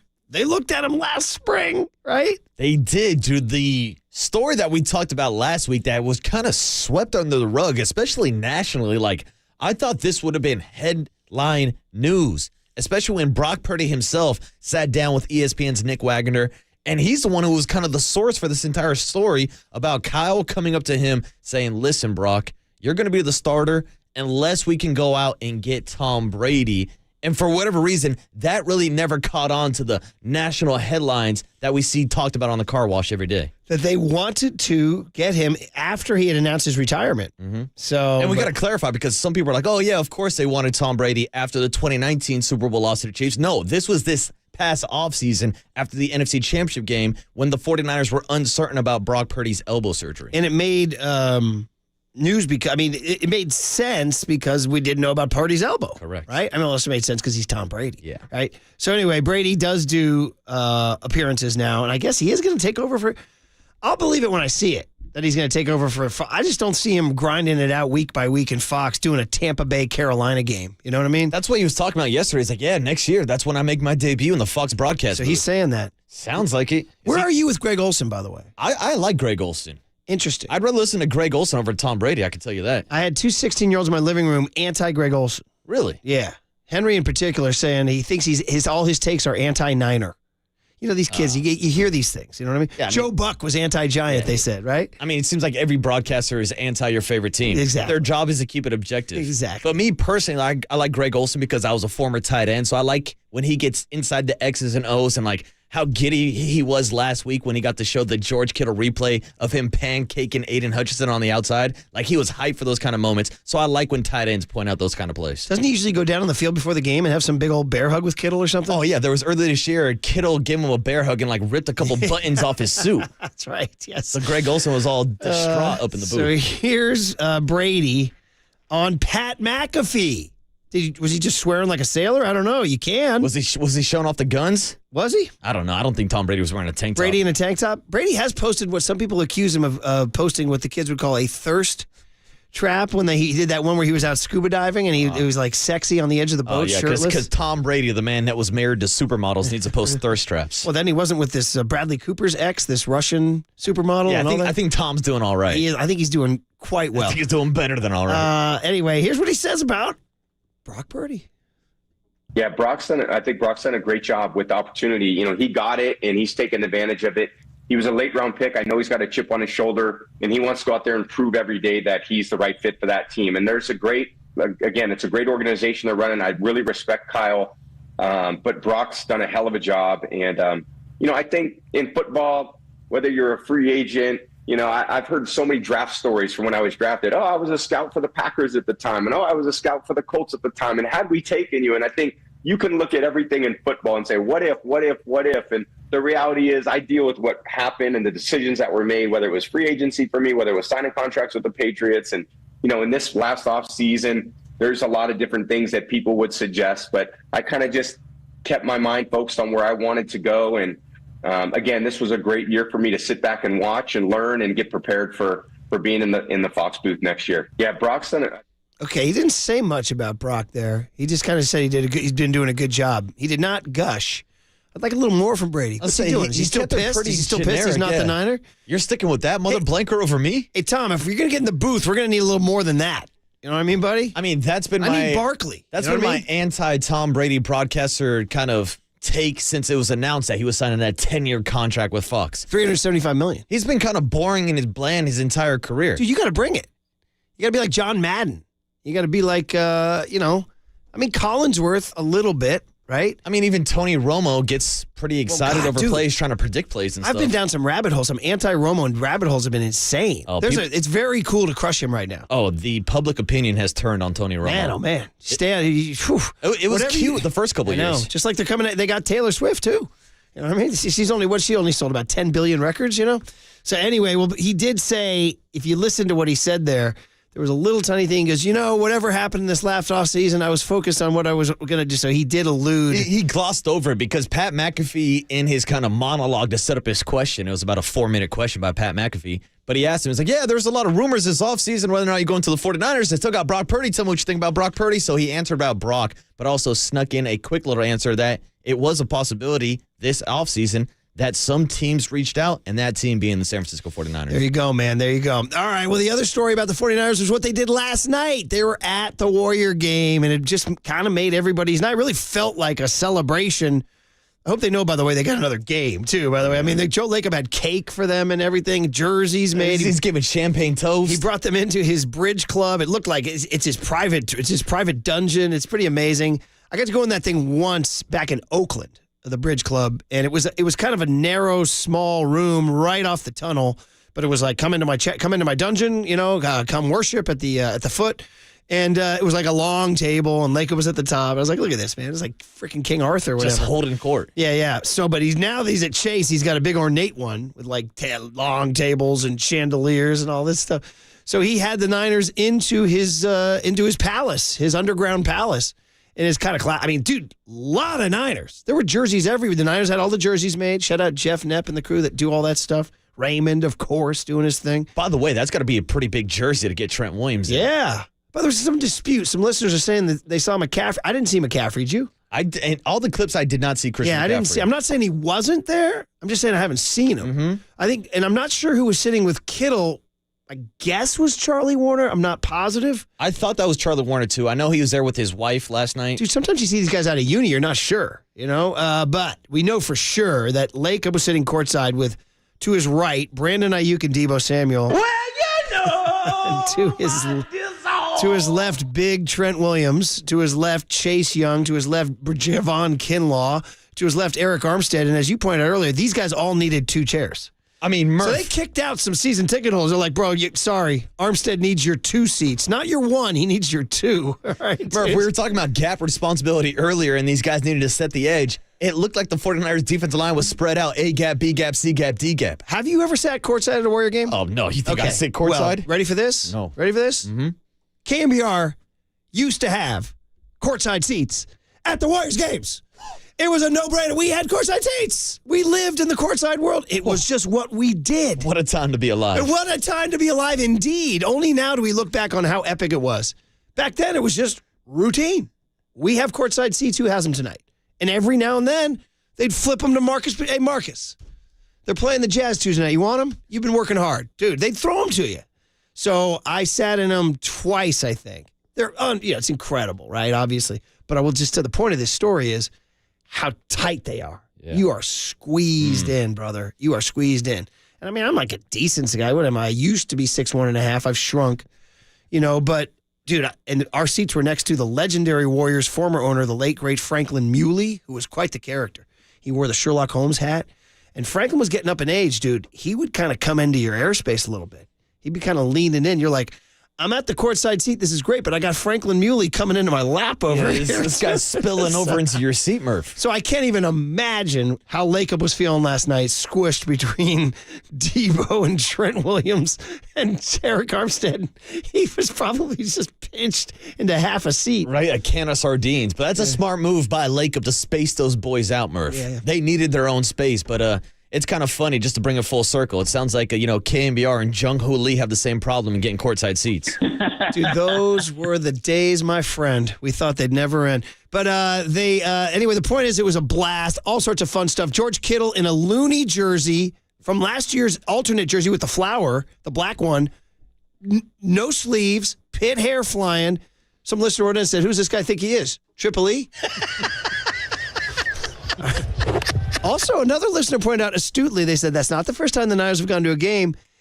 And the Niners last night did not achieve what Jimmy Garoppolo achieved when the cheerleaders made a beeline to Jimmy G. Whoa, you talking Italians? Cheerleaders like, yeah, no Jimmy G, not going over. Well, Murph, I think it wasn't just the cheerleaders. It was also the Golden Girls, the older group that was the dance team that came over to Jimmy Garoppolo. That's right. Jimmy doesn't discriminate. Well, I think that some people kind of get a kick out of that. You know what I mean? Yeah. Damn, Jimmy. Right. So, anyway, here's Lacob's toast. They're all coming in. You hear them all excited. They see their jerseys. I think one of them says, I'm going to suit up. It's like Debo or somebody. And then you hear the classic Lacob toast here. Hey, just how much we appreciate you guys. Yes, sir. What? Oh, yeah. I'm about to suit up.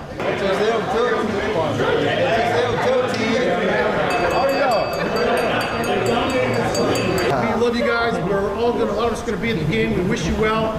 Go 49ers. Yeah! Jumping Joe, man. Tapping the glass. We love you. He goes, this is how much we love you. And they're walking in. We love you almost as much as the Warriors. By the way, he's like, go ahead and get one because I have 4. Yeah. All right? You know what I mean? Good luck catching up. Think about that. He's got 4. Freaking Lacob. I told you guys, I know this is heresy, and may lightning strike me down, man, because nobody loves Eddie D and the Niners more than me. I'm tied with about 1 million of you. We all love him. He means so much to us and what they achieve. But literally, Lacob did everything Eddie D did and more because he built that stadium in San Francisco. That's it. And the Niners never did. They're down off Terre Francois. Which you're like, hey, I'm cool. I'm down in Santa Clara. You're cool. That's fine for me. But again, Murph, just like think about that again, like correlating it to my generation. The generation that hasn't seen the 49ers win Super Bowls. Yeah. The generation that has seen the Warriors, that has seen the Giants, seen them win in San Francisco. Wait, who was that other team you mentioned? The Giants. Who? Ooh. Can I get a McDaniel? Can I give you? I'll give you one. Yes, thank you. Who? Thank you very much.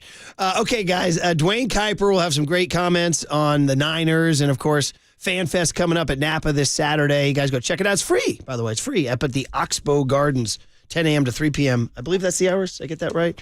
10 a.m. to 10 a.m. to 1 p.m. Pardon me. So 10 a.m. to 1 p.m. at Oxbow Gardens in Napa, Saturday, February 3rd. Bob Melvin, Patty Bailey, Mike Conforto, Tyra Estrada, Maddie Williams, Mark Hallberg, all going to be there.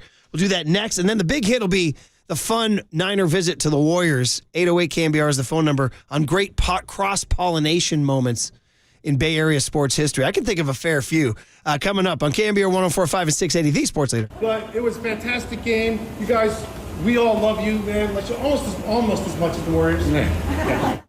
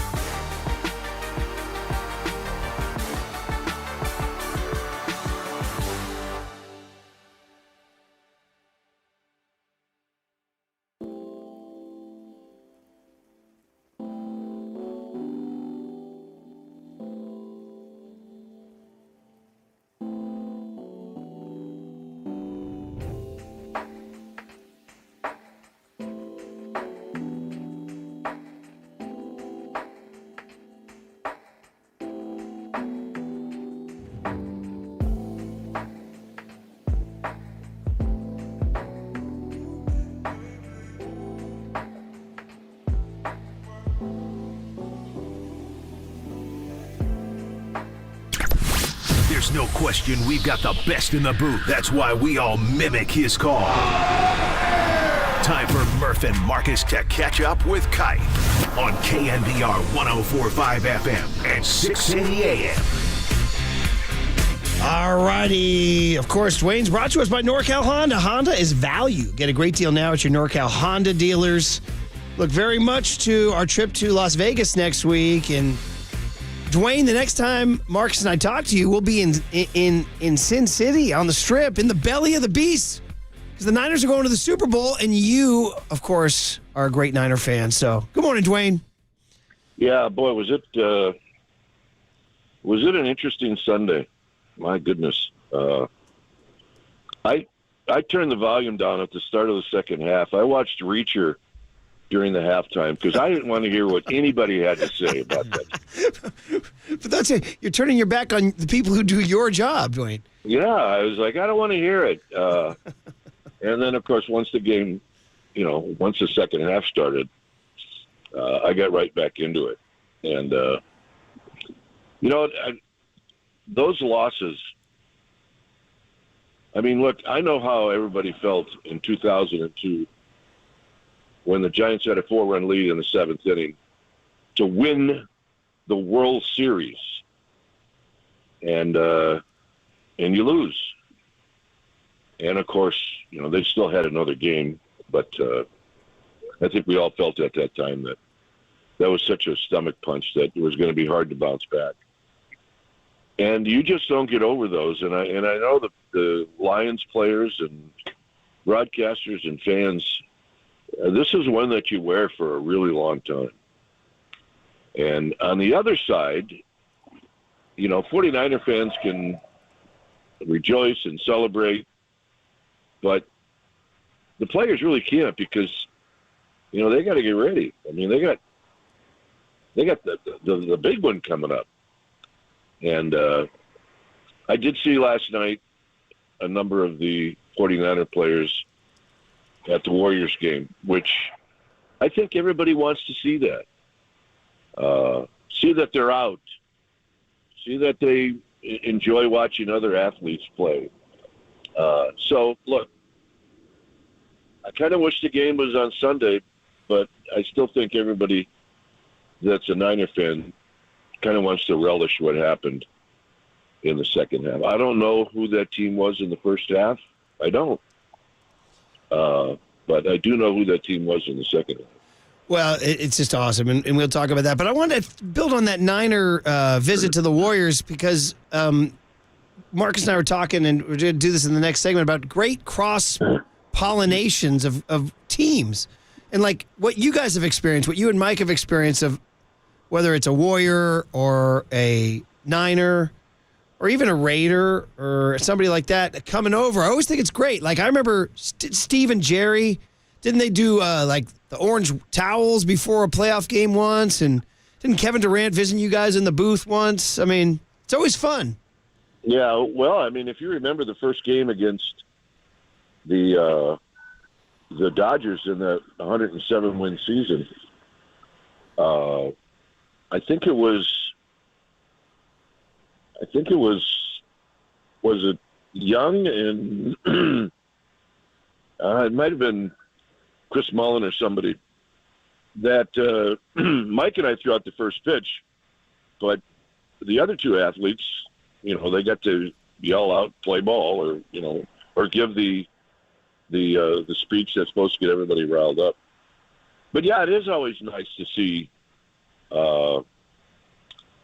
the other terrific players from the other organizations. So last night, it was heartwarming last night to see those guys because you get to see them without their helmets on. That's the other thing. Football's the only sport where you never know what the guy's hair looks like. And last night we got to see that, which was great. Yeah, and Kipe, this past weekend, I actually hosted FanFest for the Giants down in San Jose, and one of my favorite parts was talking to Austin Slater and Tristan Beck about Christian McCaffrey and talking to Kyle Harrison about his hometown 49ers. And one of the questions I was asking them is, seeing the success of what the Golden State Warriors have done, seeing the 49ers in the Super Bowl now, As a player, do you recognize the success of other teams in your same market, and does that raise the level of expectation or even motivate you more to go out and win a championship of your own? Well, look, I don't, you shouldn't need a whole lot of motivation to win a championship, but you do respect and admire what other organizations are doing. Absolutely. And you want them to be successful. It's just, the teams that we root for, and I don't care what city you're in, those teams become a major fabric to what's going on. And if your team stinks, the stadium is still full for the most part, at least in football. We watched the Warriors all those years in Oakland where they were not going to the playoffs, and yet, the place was filled up. For the most part, Candlestick's another story. But once you start to compete and you start to gain a lot of success and you start to win world championships, now you got a whole other thing going. And, look, Kyle Shanahan has gone to the Super Bowl now twice. What is this, his fifth year or sixth? 17, 18, 19, 20, 21, 22, 23. This is seventh. His seventh? Yeah. Mm-hmm. So, look, Andy Reid, that's a different story. But it took Andy Reid a long time to get to Super Bowls. When he was in Philadelphia, I heard a couple guys talk yesterday. It was shocking that he kept his job. Well, now he just seems to go all the time, although it helps to have that guy at quarterback. So that's kind of a long-winded answer is, yes, we pay attention as to what's going on. And all of a sudden, I'm sure that you have a roster of Giants players, unless they're from Kansas City or were raised in that area. I'm sure that this roster is cheering mightily for the San Francisco 49ers. And, Dwayne, I'm trying to remember, it was 2010. You guys obviously win the World Series. And then 2011, I think I was there on a Saturday night. One of the cooler things I ever saw was the I don't know who arranged it, Larry or whoever, but the center field gates opened and out came Jim Otto from the Raiders, I think Dennis Eckersley, your buddy from the A's. I think it was Steve Young from the Niners and Rick Barry from the Warriors to kind of, quote, welcome the Giants, right? To the championship. Correct. Do you remember that? What are your memories of that? I know. The fafact that those four guys could actually walk impressed me more than anything, especially Jim Otto. Oh, man. It's true. But, those things, we get shots on our telecast all the time of, Jonathan Kuminga sitting in the seats over by the dugout, or, one of the, we had the three linebackers throw out a first pitch. I think it was this year. That's right. Or last year. And, the players, the Giants players, they want to meet these guys. They want to see what they look like and talk and see what they look like without their pads on. And you actually look at them and you say, well, look, I know he's not normal, but it is nice to see a guy in street clothes because it normalizes everything. So, it's going to, what, this whole Vegas scene, think about what a place to have a Super Bowl. And there has to be a Murph cam on you during the time you're there. In Vegas? I'm serious. Well, yes. I thought the whole thing was like what happens there stays there, right? No, Kai wants a 24-hour live stream, Murph. Uh-oh. Not if you're a talk show host. It doesn't. Well, we're on right now. You can see us. Yeah, I know. Well, that's got to go to Vegas. It does. Are we going to be on video in Vegas, Marcus? Oh, we'll be on video. But then the video ends at 10 a.m., right? Yeah. We're off the clock at 10, Kipe. Dwayne, the guy you want is the young buck roaming the streets, right? You want me going to bed early? That's not a very exciting cam. No, I want to see the older guys and what they do. Is there anything? I want to see if they fade at 10:30. You know, that's the fun part of it. Although I know that when you head off for 3 days and we don't see you for that long weekend, I don't think you sleep at all. I don't. Well, that's generally true. That's that's generally true. When we go to Milwaukee, Minnesota, San Diego, all those great trips. No, I'm talking about when you leave the country. Oh, those Dublin ones. Oh, that one I did not. That was crazy. Not to get into the itinerary, but you're pretty close to true on that one, Dwayne. I mean, if Taylor Swift has to fly back to catch the Super Bowl after one of her shows, where is she going to be?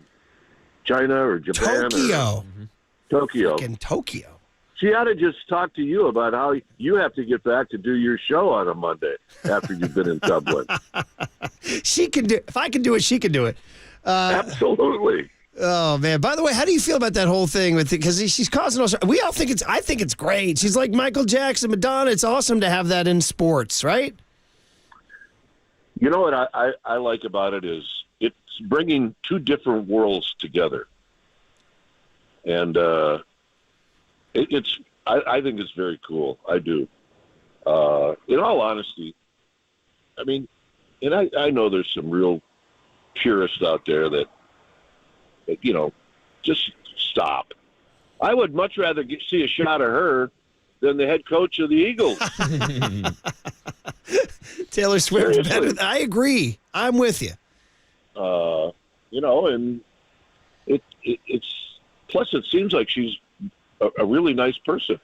I mean, I think that makes a difference to people over 40. That it helps if you're a nice person, and she looks like a super nice person. Plus, the guy that she's with is a Cleveland guy, and I always pull for those Cleveland guys. Yeah, the Heights. There you go, Kai. But you're right. Although I thought his brother, when he took his shirt off, I'm like, oh my gosh, what's going to happen next? But that wasn't in. Oh, that was in the game prior to the one this past Sunday. Yeah, that was the one in Buffalo. Yeah. But I don't know if I want to party with that guy. Oh, my goodness. So, anyway, yeah, I think it's great, Murph. And, the people that don't like it, they can go shove it. That's it. Simple as that. Yeah, she'll be in the Super Bowl in a couple weeks watching her boyfriend, Kansas City tight end Travis Kelce. But, Kai, to wrap it up, I actually want to ask you about the San Francisco 49ers tight end, George Kittle. And I'm not sure if you saw his comments this past week about the use of analytics in football. And, of course, it's been a big topic this week after Dan Campbell went 0 for 2 on fourth down. And Kittle talked about how there's not an acknowledgement of momentum when it comes to analytics. Now, do you think this is a problem that's specific to football analytics, or do you think this is something that we're seeing in baseball also and not really giving into the use of momentum and taking that into account? Yeah, you have to be really careful if you don't think momentum exists. Look, I think momentum probably exists a little bit more in football and in basketball than it does in baseball. In baseball, I think you deal with momentum more if you get on a winning streak, and the team starts to feel like, when they walk on the field, they're going to win. Yeah, you see it sometimes during a 9-inning game or an extra inning game where momentum will shift on a home run or a defensive play, but I think it's really, really more evident in football and in basketball. I mean, look, we saw it on Sunday. I mean, when they recovered a fumble and 4th and 2 and 4th and 3 and you don't get it, that is going to change things. Mm-hmm. And do not mock momentum, because it can be really, really, really important. And I think we witnessed it firsthand. Your partner yesterday called it the momentum monkey living in the dugout. That's what he called it. So I don't even deal with monkeys after the 2000. I know. I was actually surprised he went to the monkey. I was like, too soon, Mike. He too had soon. to forget. Too soon. He had to forget. That's what 3 World Series will do for you. By the way, I think I was corrected by a listener. Was it Reggie Jackson who came out for the A's? Is that right? I think it was. I think I would have remembered if it was Eck. Yeah, good old Eck, right? But you know what? Just another icon. Yeah, man, fantastic. By the way, I'm told that the Fan Fest have been a hit. Yeah, we were gonna close by talking up the Napa Fan Fest, and to tell you that on the way out. By the way, I want to go over this right now. It is Saturday, February 3rd. That's this Saturday, 10 a.m. to 1 p.m. in Napa. Beautiful Napa. What other excuse do you need to get to Napa? Oxbow Gardens in Napa. Then just go, I don't know, wine tasting, have a nice dinner. I don't know. You have a great day. Napa Yard at Oxbow Gardens. Bob Melvin, Patrick Bailey, Matt Williams, Mikey Conforto, who will be on our show Friday, Tyro Estrada, Mark Hallberg. And admission's free, by the way. And then we'll end it with this. Dwayne, Marcus did the San Jose one, so he can tell you. Yeah, Kipe, I hosted down at San Pedro Square last weekend, and it was a phenomenal turnout. And on a weekend when the 49ers are playing an NFC Championship game, the Sharks were playing right down the street at the Tank. It was wall-to-wall packed with Giants fans, and we had a great list of players and coaches come out. But I think the star of the show was Kyle Harrison, and seeing how fans are excited to see him. So is that what you kind of tell Giants fans when they're looking for the next face of the franchise? You have a guy like Kyle Harrison in your system. Yeah, you do. And, I'm sure he said all the right things. Look, you're going to have to say the right things. You're standing there sitting next to your manager. So, yeah, it's all good stuff. And if you can, head out to Napa. I mean, look, it's free. The other thing I want to mention, Murph, is did you see who's playing in Pebble Beach? The number 28, you mean? Yes. Yes. Buster Posey. And Dwayne, that means that's how important this guy is, because they're only allowing 8 celebrities this year. They're all athletes because they did a drastic overhaul. No Bill Murray, none of that stuff. We can get into that later. But Tom Brady, Aaron Rodgers, Steve Young, Alex Smith, Josh Allen, Larry Fitzgerald, Buster Posey, and Pau Gasol. How about that? Yeah. Is that just one baseball player in that group? One. Yeah, one. All right. But that's pretty darn cool. I mean, he's you want to talk about being in the club. You know what I mean? That's a great club to be in. Absolutely. and it'll be fun to talk to him about it, too. And you and I will always say that our Bay Area culture was peaking when we did that Giants-Niners thing at Pebble Beach. We were lucky enough to do it, 5 or 6 years in a row? Yeah, it was like the highlight, right? Just being down there in the air. That sea air down there. Yeah, it was really one of the best weekends of the year. And although I don't think we were there on a weekend, we were there like on a Monday, Tuesday, Wednesday, Thursday, Monday. Yeah. But it was great, and then you talked about hanging around with other athletes. I mean, we certainly got a chance to do that with the 49er guys, and it's a great way to make friends and to continue friendships. Yeah. So, well, we got it. We know you'll be watching. We got another week, though. We'll talk to us in Vegas, and I'll talk to the digital people getting that 24-hour cam on me. You know what I want to see, Murph? Yeah. I want to see Radio Row. I've never seen a wide shot of it. Okay, I'll get you one. It's not nearly as romantic as you think. It's I know. It's a corporate ballroom. It's a corporate ballroom with a bunch of small tables. Yeah. Is DC going to be there? No. God, we should get DC down there. DC. Marcus, let's get him down there. All right? Yeah. Well, maybe DC's history of being such a hard partier had something to do with it. Get the 24-hour cam on DC. Yeah. All right? Yeah, absolutely. All right. All right, guys. Talk to you from Vegas. Have a great weekend. There he is, the great Dwayne Kuiper. He's brought to you by NorCal Honda. Honda is value. You get a great deal now at your NorCal Honda dealers. That was fun. 24-hour cam on you, bro. I was going to say, if we have a 24-hour cam on me, I'm not coming back to work, Murph. I may need some help here, buddy, but a 24-hour cam on you is already out there. It's called OnlyFans. 24 hours, huh? Let's go. I was going to say, that would include what we're doing right now, Murph. Let's go. We're on camera. The big hit is the Niners visit to Chase Center and all the fun things it made us think about next on the Sports Leader.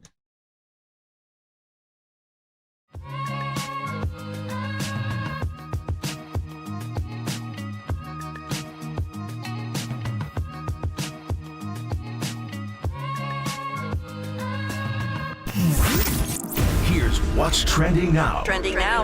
On KNBR.com. The one and only Greg Cosell stopped by the afternoon show yesterday with Tolbert and Copes to give his breakdown of the 49ers defense against the Detroit Lions and how Brock Purdy and the 49ers offense completed a comeback in the NFC Championship game. To hear that podcast and more, check out what's trending now on KNBR.com and the all-new KNBR app.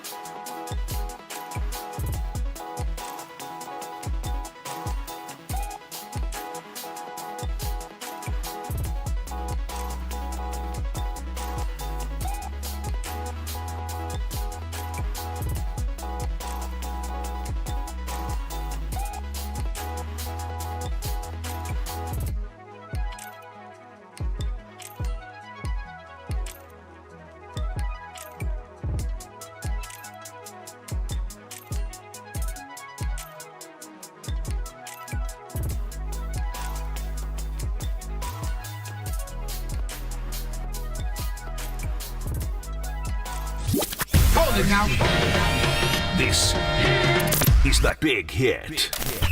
Sponsored by Benjamin Moore Paints. Experience the Benjamin Moore retail difference at their independently owned, authorized retailers today or at benjaminmoore.com. On KNBR 104.5 FM and 680 AM, the sports leader. What up, Dub Nation? Yes, sir. We in here, man. Let's get this dub. Check us at the Chase Center, man. You know, they'll check us in Vegas next week. For three. Bang! You don't want him shooting jumpers. He's pointing at the 49ers. He's letting them know. Oh, they like that action. Trent Williams having fun. Sitting next to Eric Armstead. Steph is pointing to Debo. What up, Niner faithful? Bay Area unite, baby. We got your back. We're coming with the energy. I don't care where you are. I don't care if you're here at Levi Stadium. I don't care if you're in Minnesota, Detroit, Bay Area. Send your energy. This is our year. We've had enough. We've had enough. It's our time. Let's get it. Huh. Just back up here, Brock. Take 1 or 2 steps back. Back up. Go down. It's over. The Niners are going to Vegas. And boy, did he light up everybody in the Bay Area and really Giants or Niners fans across the country. What a story. Now that applause was for him. I think it was for his girlfriend. That's huge. There it is, a bunch of sound that California Kyle, or the golfer Kyle Parr, has put together for us. That last one was Brock Purdy getting an ovation at Giants game last June. And do you remember, Marcus, some people viewed his elbow wave as a sign that the elbow was on the mend. I remember everybody was freaking out, like, don't high-five him, don't touch the elbow, don't touch the damaged goods. Oh, that's really good. Hey, before we get going on the big hit, which is the Niners' visit to the Chase Center last night, Steve Kerr joins Tolbert and Copes at 5:30, and you are, of course, listening to KNBR AM and KNBR FM San Francisco, the sports leader, a Cumulus media station. So Bay Area Unite. You heard Hunter Pence in there. Did you see Hunter's wife Lexi post him losing his mind in the box when some big play with some touchdown, and he looks like, I don't know what's the craziest you guys have gone at a sporting event. I've had my share. You know, I can think of times he's out of his mind. He's hugging randos. He's high-fiving randos. He's running up and down. Was this him inside a suite or an actual seat? Okay. But he actually ran to the edge of the box to high-five people in the crowd, too. Hell yeah, Hunter. And it's definitely like it looks very real. Like, it's not staged. Like, he's just hype. I mean, that's Hunter Pence. He's authentic. He's the kind of guy that's going to run through a wall, whether it's a football wall, a baseball wall. It doesn't really matter for a guy like Hunter Pence. Well, as I take a sip of my coffee, which fuels Hunter Pence's entire thing, right? That's it. But it was cool to see Hunter out there. It was also cool to see Brandon Crawford. He was out there with the wife and kids at Levi Stadium this past weekend. Take a quick break from the big hit to say, did you see that Ken Rosenthal reported that he's still looking for a spot, could play second or third, but a reunion with the Giants, unlikely. I saw that, Murph. About that. Unlikely. So, well, Marcus, I thought that was bad news to me because I'm still looking for a 4-hitter. You know? Oh, come on, Farhan. Come on, brother. Listen, couple of bets. We have a nice dialogue going. He and I are chatting, and then all of a sudden, just radio silence. All right, come on, man. All right, here's the deal. We thought it was fun, and we thought we wanted to shine a light on, and so help me if I got all these wrong here. Start down on the baseline, George Kittle and Ross Dwelly.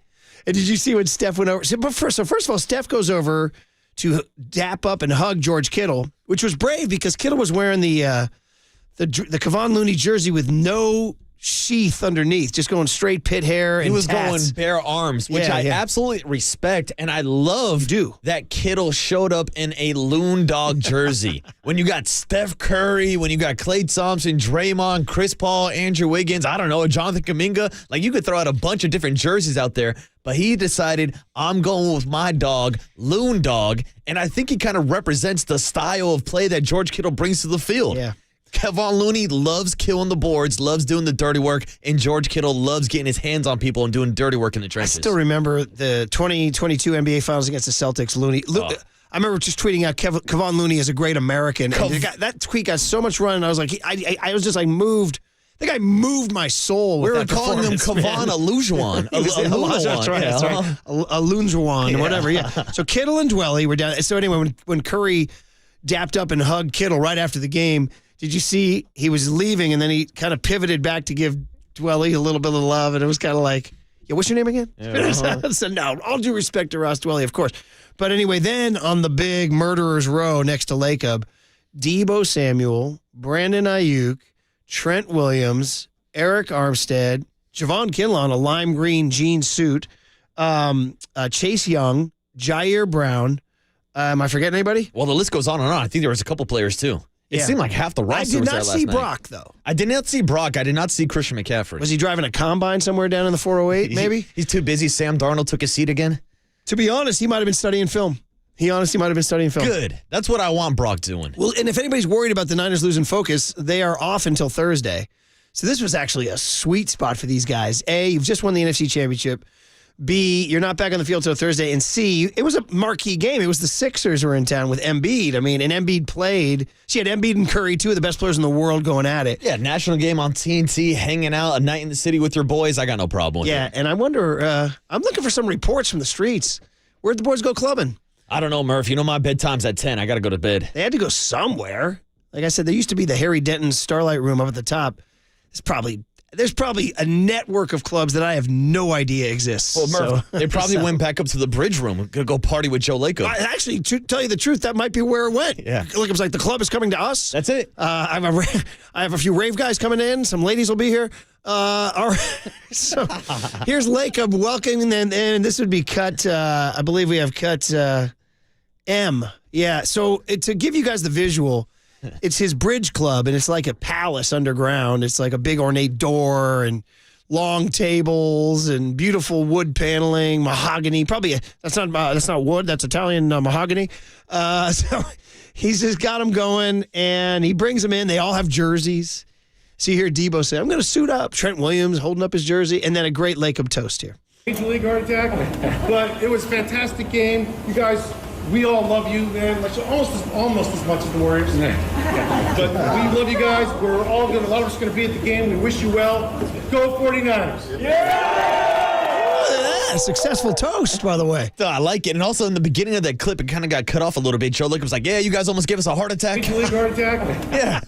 He got that in there. He got it. He's like, yeah, you almost killed me. He got the dig in there. About, hey, next time don't fall down 24/7. That's pretty good. By the way, have you ever given like public toasts in a big setting? I'm not a public toast guy. What about your boys getting married? Haven't you been in the groomsmen party? Yeah, but I've never been the best man, so I never have to give the actual speech. I've always avoided those responsibilities. Your boys don't trust you, huh? No, exactly, because I'll go off script. Next thing you know, it's a roast, and I start calling people out. The best toast I have. So my buddy Sandy Murray got married. His brother Tom. He was like the first guy to go.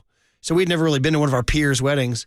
And his brother Tom get up and said his toast was, he said, "To our wives and our girlfriends, may they never meet." Pretty good, huh? Pretty good. Good line. So anyway, okay, so you had Lacob with the toast. They go out. They had a ball. It was great vibes everywhere. Draymond Green goes on with Fitz and Buki after the game on NBC Sports Bay Area. This is pretty good, Draymond on the Niners. I think it's going to be a great game. You're talking two great teams. It's been a lot of Brock Purdy slander over the last couple of years, and the way he showed up in that second half of that conference championship game. I saw something that Stephen A. said where he said if Brock Purdy shows up in the Super Bowl, that's it. No more question of Brock Purdy. And I know better than that because he can show up in the Super Bowl, and if he starts off the season bad, 4 bad games, they're going to be like, he's a game manager. So, those guys, though, they've been putting it together each and every year. Last year, thought they was going to make the run at it, and, obviously Brock got hurt in that game. I think it was against the Eagles, if I'm not mistaken. And so to see them back healthy and with their team headed back to the Super Bowl is great. I'm looking forward to it. That's the biggest event of the year, so I'm ready to check it out. Good stuff from Draymond. He's ready to go. He's better than Brady. Yeah, that's a fantastic breakdown. And I was thinking about it. It kind of sucks that the basketball season is going to be going on next week, obviously, at Super Bowl Radio Row, or I'm sure the Draymond Green podcast would have their own booth set up. You're going to get this podcast. We haven't gotten any. And by the way, I like post-suspension Draymond. He's been good.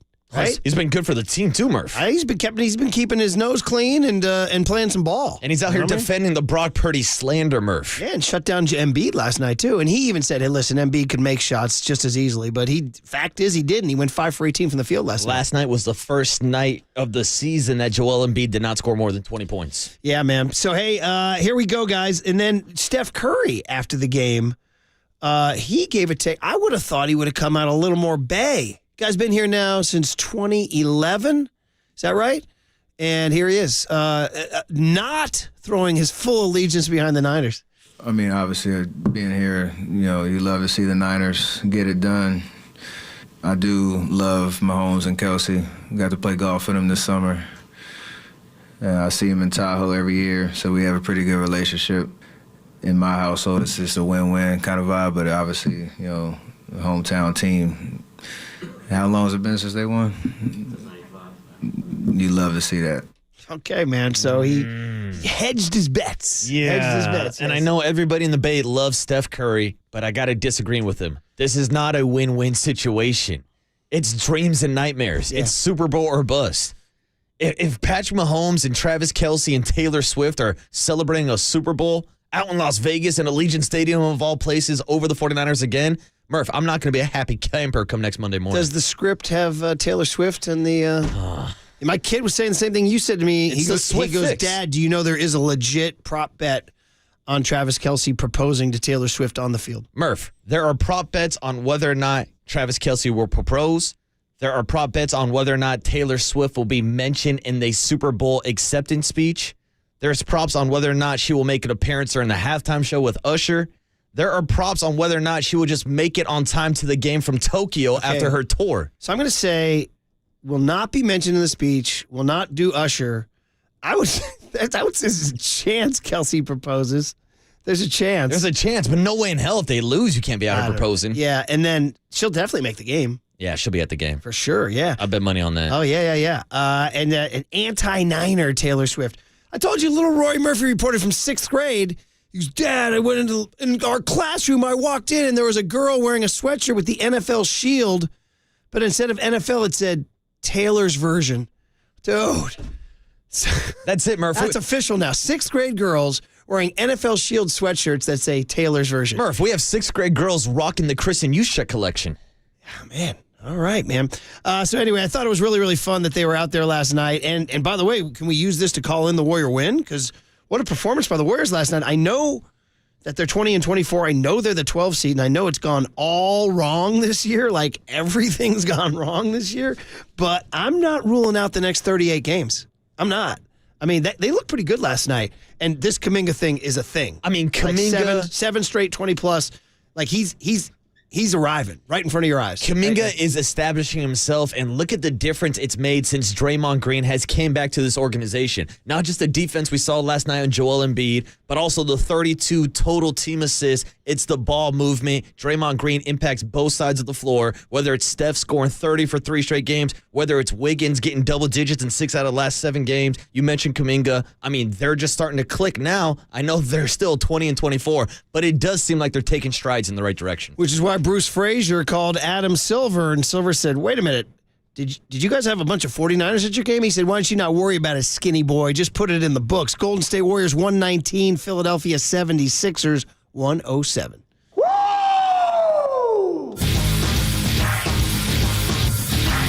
Beautiful basketball. Beautiful basketball. That is buttery. It's lovely. Yes, sir. Yes, sir. Yes, sir. So that was fun, man.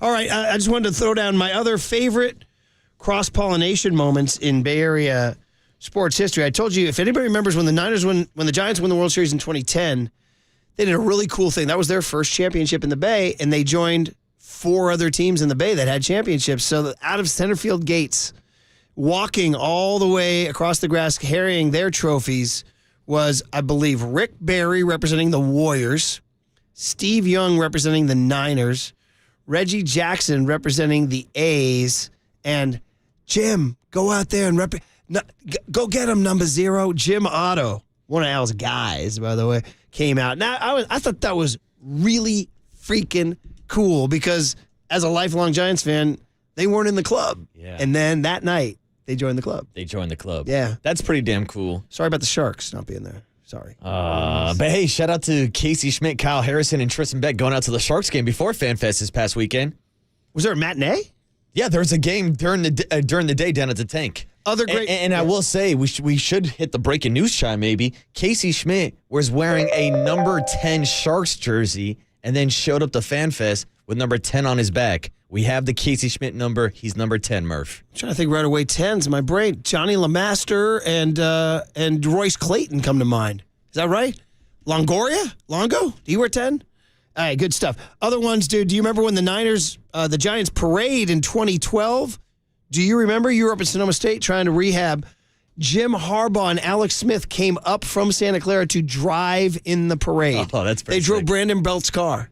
Brandon Belt's convertible. Harbaugh in the black sweatshirt and the khakis just driving down Market Street. Harbaugh in the parade, Harbaugh frickin' drove a car in the parade. Wow, that's This awesome. guy's unbelievable. He's out of his mind. Remember he coached first base for the A's in Scottsdale? Yeah. All right, we had there's pictures of Joe and Dwight back at Candlestick in those Giants days, and we've had Steph at Oracle, and we've had Clay in Oakland, right, watching the A's. Hell, we've had Clay in McCovey Cove with the boat watching Giants games before. Was he in the Cove? I think it was 2021. He was in the Cove at the end of the Giants season, hanging out on the boat. That was awesome. It's always a really special time, and particularly when the Niners are on their way to the Super Bowl, getting toasted by Lacob. You almost gave us a heart attack. Somebody asked what wine was he toasting. I'm not even sure. I'm not smart enough to know what the most expensive wine would be. Whatever it is. Only the finest for Trent Williams. Bring it out. So anyway, guys, well, there's your big hit. That was a fun little visit by the Niners. Okay, cooler of content. And then Sam Farmer, the great NFL columnist for the LA Times at 8:35. Next on KNBR 104.5 and 680, the Sports Leader. Kevon Looney playing some basketball, man. San Jose, shout out to you for supporting KNBR, San Jose's sports leader.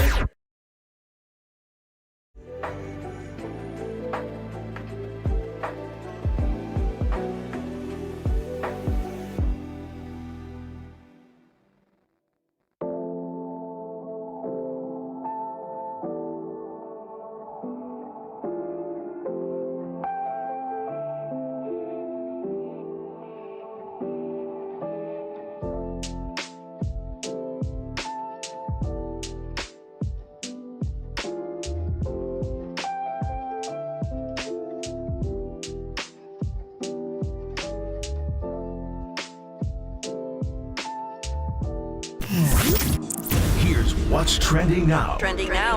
On KNBR.com.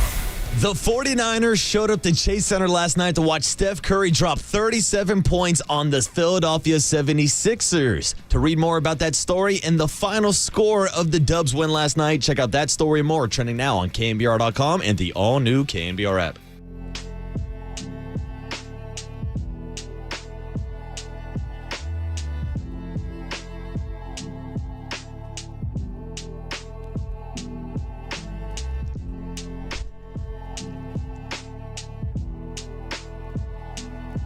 All right, folks, if you love playing fantasy sports, do what I do and take the sports action to the next level with Prize Picks, the #1 daily fantasy sports app. This is the Waterboy Marcus Boucher, and right now I'm in sports heaven. With the big game coming up and basketball season really heating up, there's no better way to turn all those big games into 100 times your money than with Prize Picks. Just select 2 or more players and place your entry. It's that easy. You can turn $10 into $1,000 with just a few taps. I love the easy gameplay, the quick withdrawals, and the huge selection of players and stat options. Over 7 million sports fans have already signed up, and I'm one of them. So join me and watch your favorite players and get paid while doing it. Right now, Prize Picks will match your first deposit of up to $100. Just download the Prize Pick app and use the code word LEADER. That's code word LEADER. Prize Picks. Pick more, pick less. It's that easy.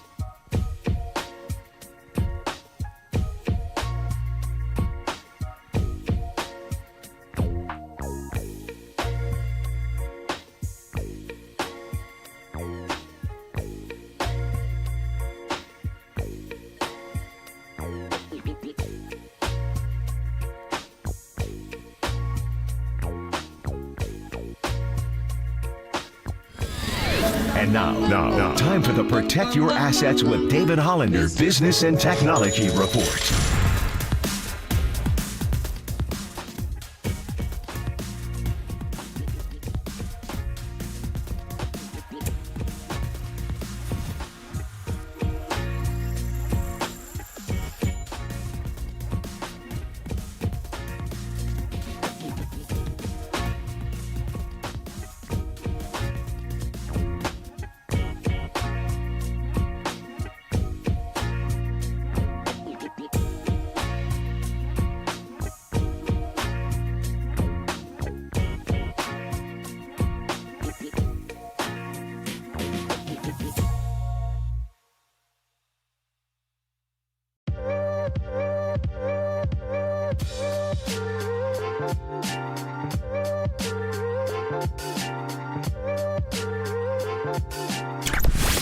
All right, everyone, chill. This is the Cooler. You're not sending me to the cooler of content. Sponsored by Mancini Sleep World. Sleep better, live better. Visit sleepworld.com. And by Marin Health. Marin Health Medical Center and Marin Health Medical Network world-class care. Closer than you think. On the Sports Leader. I want to get your thoughts on Purdy's legs and his pocket presence and his escapability. I think he has beautiful legs. Wouldn't you love to see him in a dress, Tom? Yeah, I was thinking more shorts, but yeah, dress would be fine. I'm a shorts guy. That was a little a freelance by young Tony. We did not know it was coming. That was, I guess, from yesterday's Greg Cosell, Tolbert and Copes. Yeah, I didn't know we were doing Cooler of Content rejoins. We should have set that up, Tony, let the people know what the hell they were listening to. I appreciate Tony getting creative and doing his thing. All right, buddy, I hear you. But, you know, we're going to have a post-show meeting. Yeah, we already got one creative Tony, Murph. I don't know if we need two of them. Very good, very good. Hey, guys, I guess that happened yet. Was that? It's kind of like when Bugs Bunny was in a dress, when Brock Purdy in a dress, that kind of thing. I don't know. Isn't it like Harry Styles? Doesn't he wear dresses? He does, but I'm surprised Greg Cosell even opened the door to the we got a little peek Brock there. Purdy in a dress. We got a little peek. All right. A little peek behind the curtain. All right, Greg. Hey, whatever gets you through the night, buddy. All right, you know what I mean? Yeah. To each his own. All right? So, all right. We'll have Greg on Thursday. Cooler of Content, obviously still thinking about the Niners. NFL Films and the parabolic mics that pick up everything. Here's a little John Lynch, Kyle Shanahan pregame on the field. This is a short one. But Lynch is giving him the old, and Lynch gives him the have fun, which okay, so we've all played youth sports or high school sports or coached youth sports or high school sports. And I always feel like when you resorted to the have fun out there, that's like the last line where you're just saying something. Nobody's going to have fun. They're tight. They're under pressure, man. It's like, yeah, have fun. After I puke, I'll have fun. Yeah, thanks. I didn't think about that, John. Having fun. But John says that, and then Kyle drops this little confident nugget here. Some fun. Oh, yeah. See you on stage, man. I like it. See you on stage. Aha, I like it.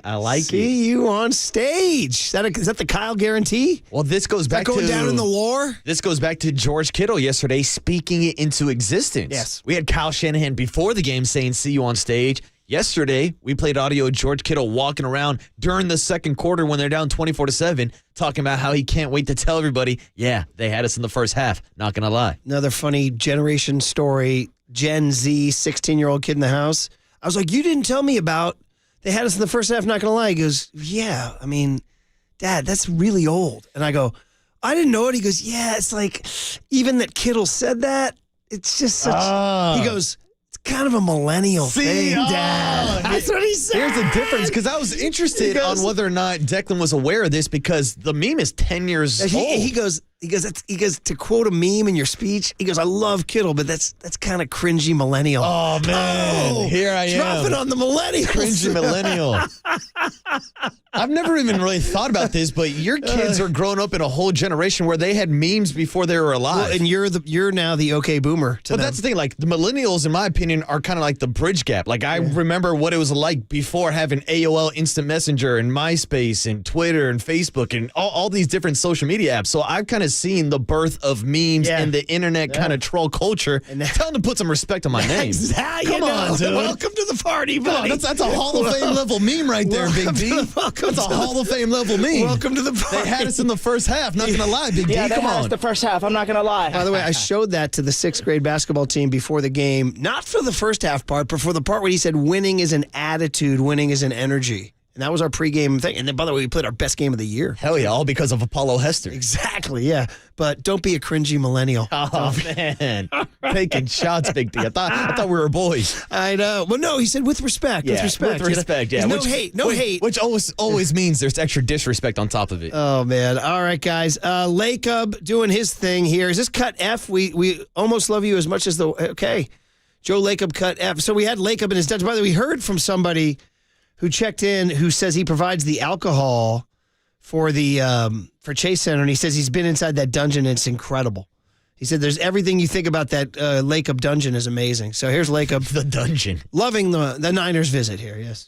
Hey, just how much we appreciate you guys. Yes, sir. What? Oh, yeah. I'm about to suit up.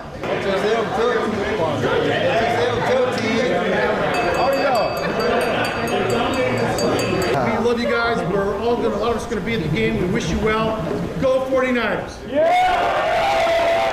There it is, man. The toast of toast. We all love you almost as much as the Warriors. Almost as much as the Warriors. It's cool, man. I like this cross-pollination. We were riffing earlier about how it's like the Avengers or like a cinematic universe coming together. When you see guys like Kittle and Christian McCaffrey, excuse me, not McCaffrey, but Kittle and Curry dapping up after the game. Those moments are cool. It is. And we haven't heard the Trent Williams one. I guess he did a little 13-second hit from Chase Center last night. This is on his own social. Yeah. What up, Dub Nation? Yes, sir. We in here, man. Let's get this done.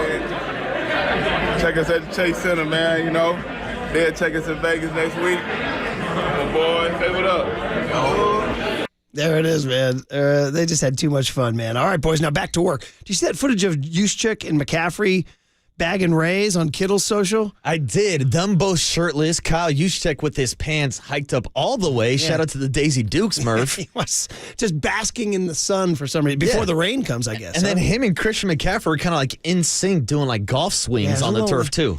Kittle said guys being dudes or something like that. That's it. Just dudes being dudes. Anyway, hey, let's sprinkle a little negativity in the Chiefs world. Ooh, negativity. This Kadarius Toney thing. Hey. Right? Yeah. They got a problem. I don't know what's going to happen on Super Bowl Sunday. Does he not even make, like Canizaro said, he's probably not going to make the trip. Well, Mark knows this situation extremely well because Kadarius Toney was ran out of New York by Brian Daboll and the New York Giants.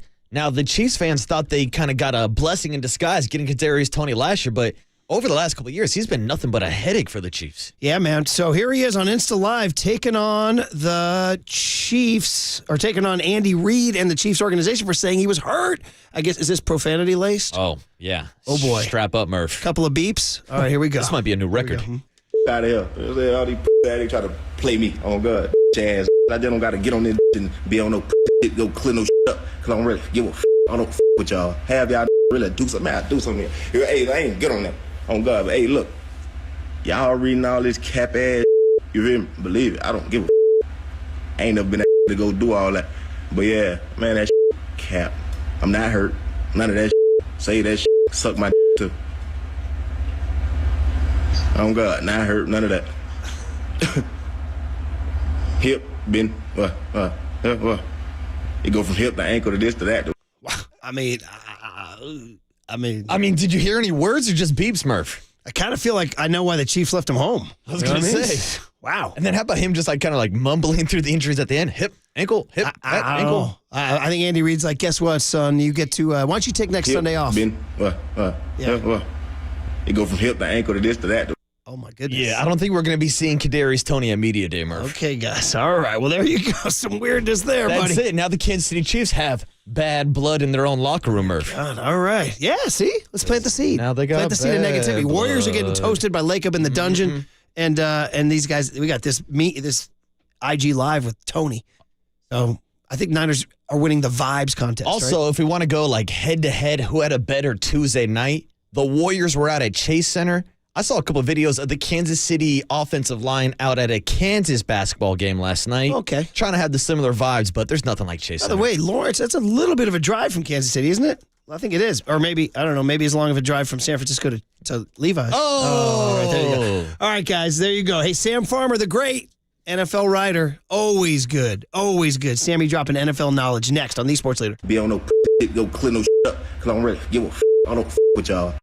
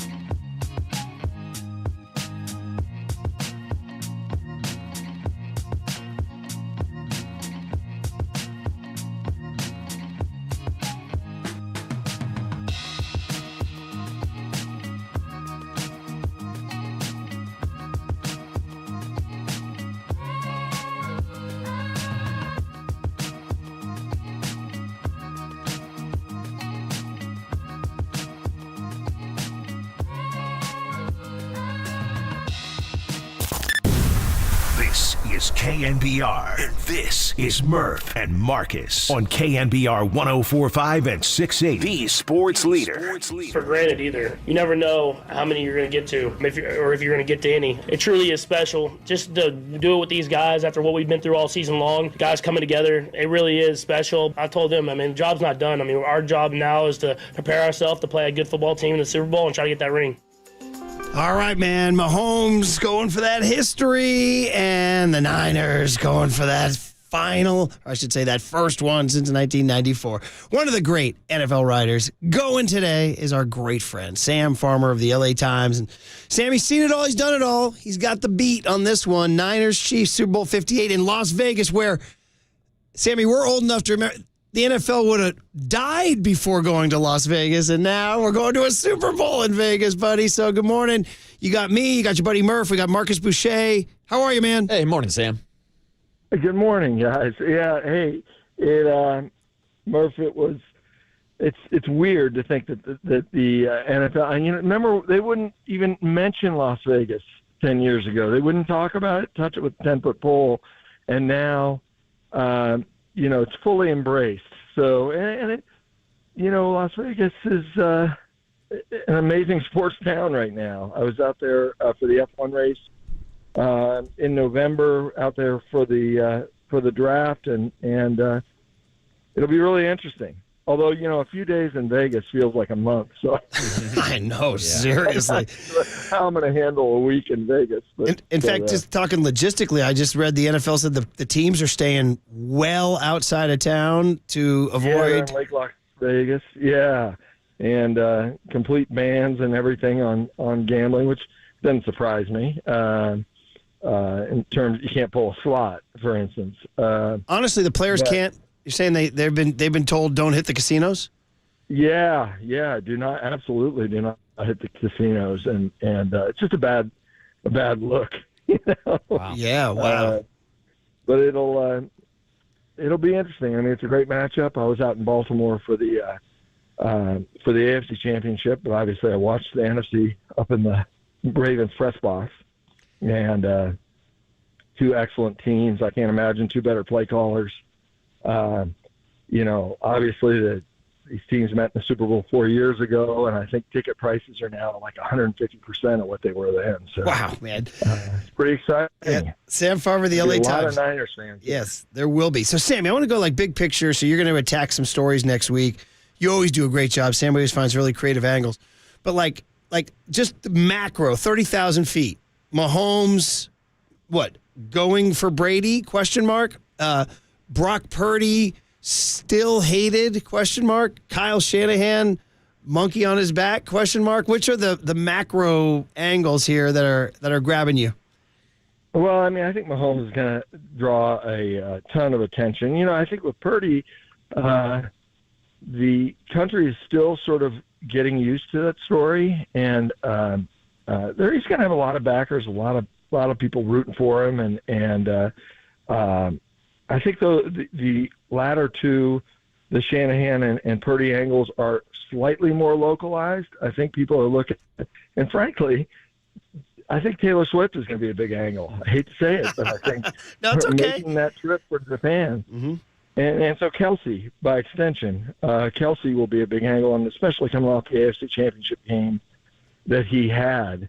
But what we're looking at is, as I said, two phenomenal play callers, two really good defenses. It's kind of weird with the Chiefs because, for many years we talked about the defense being a liability and Patrick Mahomes, his ability to make something out of nothing and sort of the secondary thought on what he's doing. But now you look at it and you think Mahomes might sort of be more contained and trusting of that defense. So the Chiefs have made sort of a fundamental shift too. So it'll be interesting. And just going back to Super Bowl 54, of course, the rematch between these two teams coming up in a couple weeks, Sam, it seemed like the narrative heading into that game was the Kansas City Chiefs had the better offense and the 49ers had the better defense. It seems like this year that narrative has been flipped. Do you think that's a fair assessment that the 49ers are currently playing better on the offense side of the ball and the Chiefs are playing better defensively? I would say that's right. That's a good observation, Marcus. I mean, I think the 49ers are so loaded offensively. The Chiefs have been fumbling around looking for that second and third option all season. We remember beginning of the season, Kadarius Toney and the problems he had, and they sort of found Rashee Rice and Pacheco has played pretty well, but it's pretty much centered around Kelsey. The 49ers have so many ways they can go with the ball, and Brock Purdy is cool under pressure. He's a distributor. I was talking to Steve Young yesterday just about the way Purdy ran in that championship game, and sort of Steve said, he just exhausts all his options on the play and goes through his progression. Steve was talking about Bill Walsh and how Walsh Steve would have a big game, run for a big game, and Walsh would not necessarily be happy about it because he didn't fully exhaust the play in some situations. And he said Purdy is really good about running when he needs to run, but he's already sort of exhausted his options. So that the ability of these quarterbacks to move, too, is a big, big factor.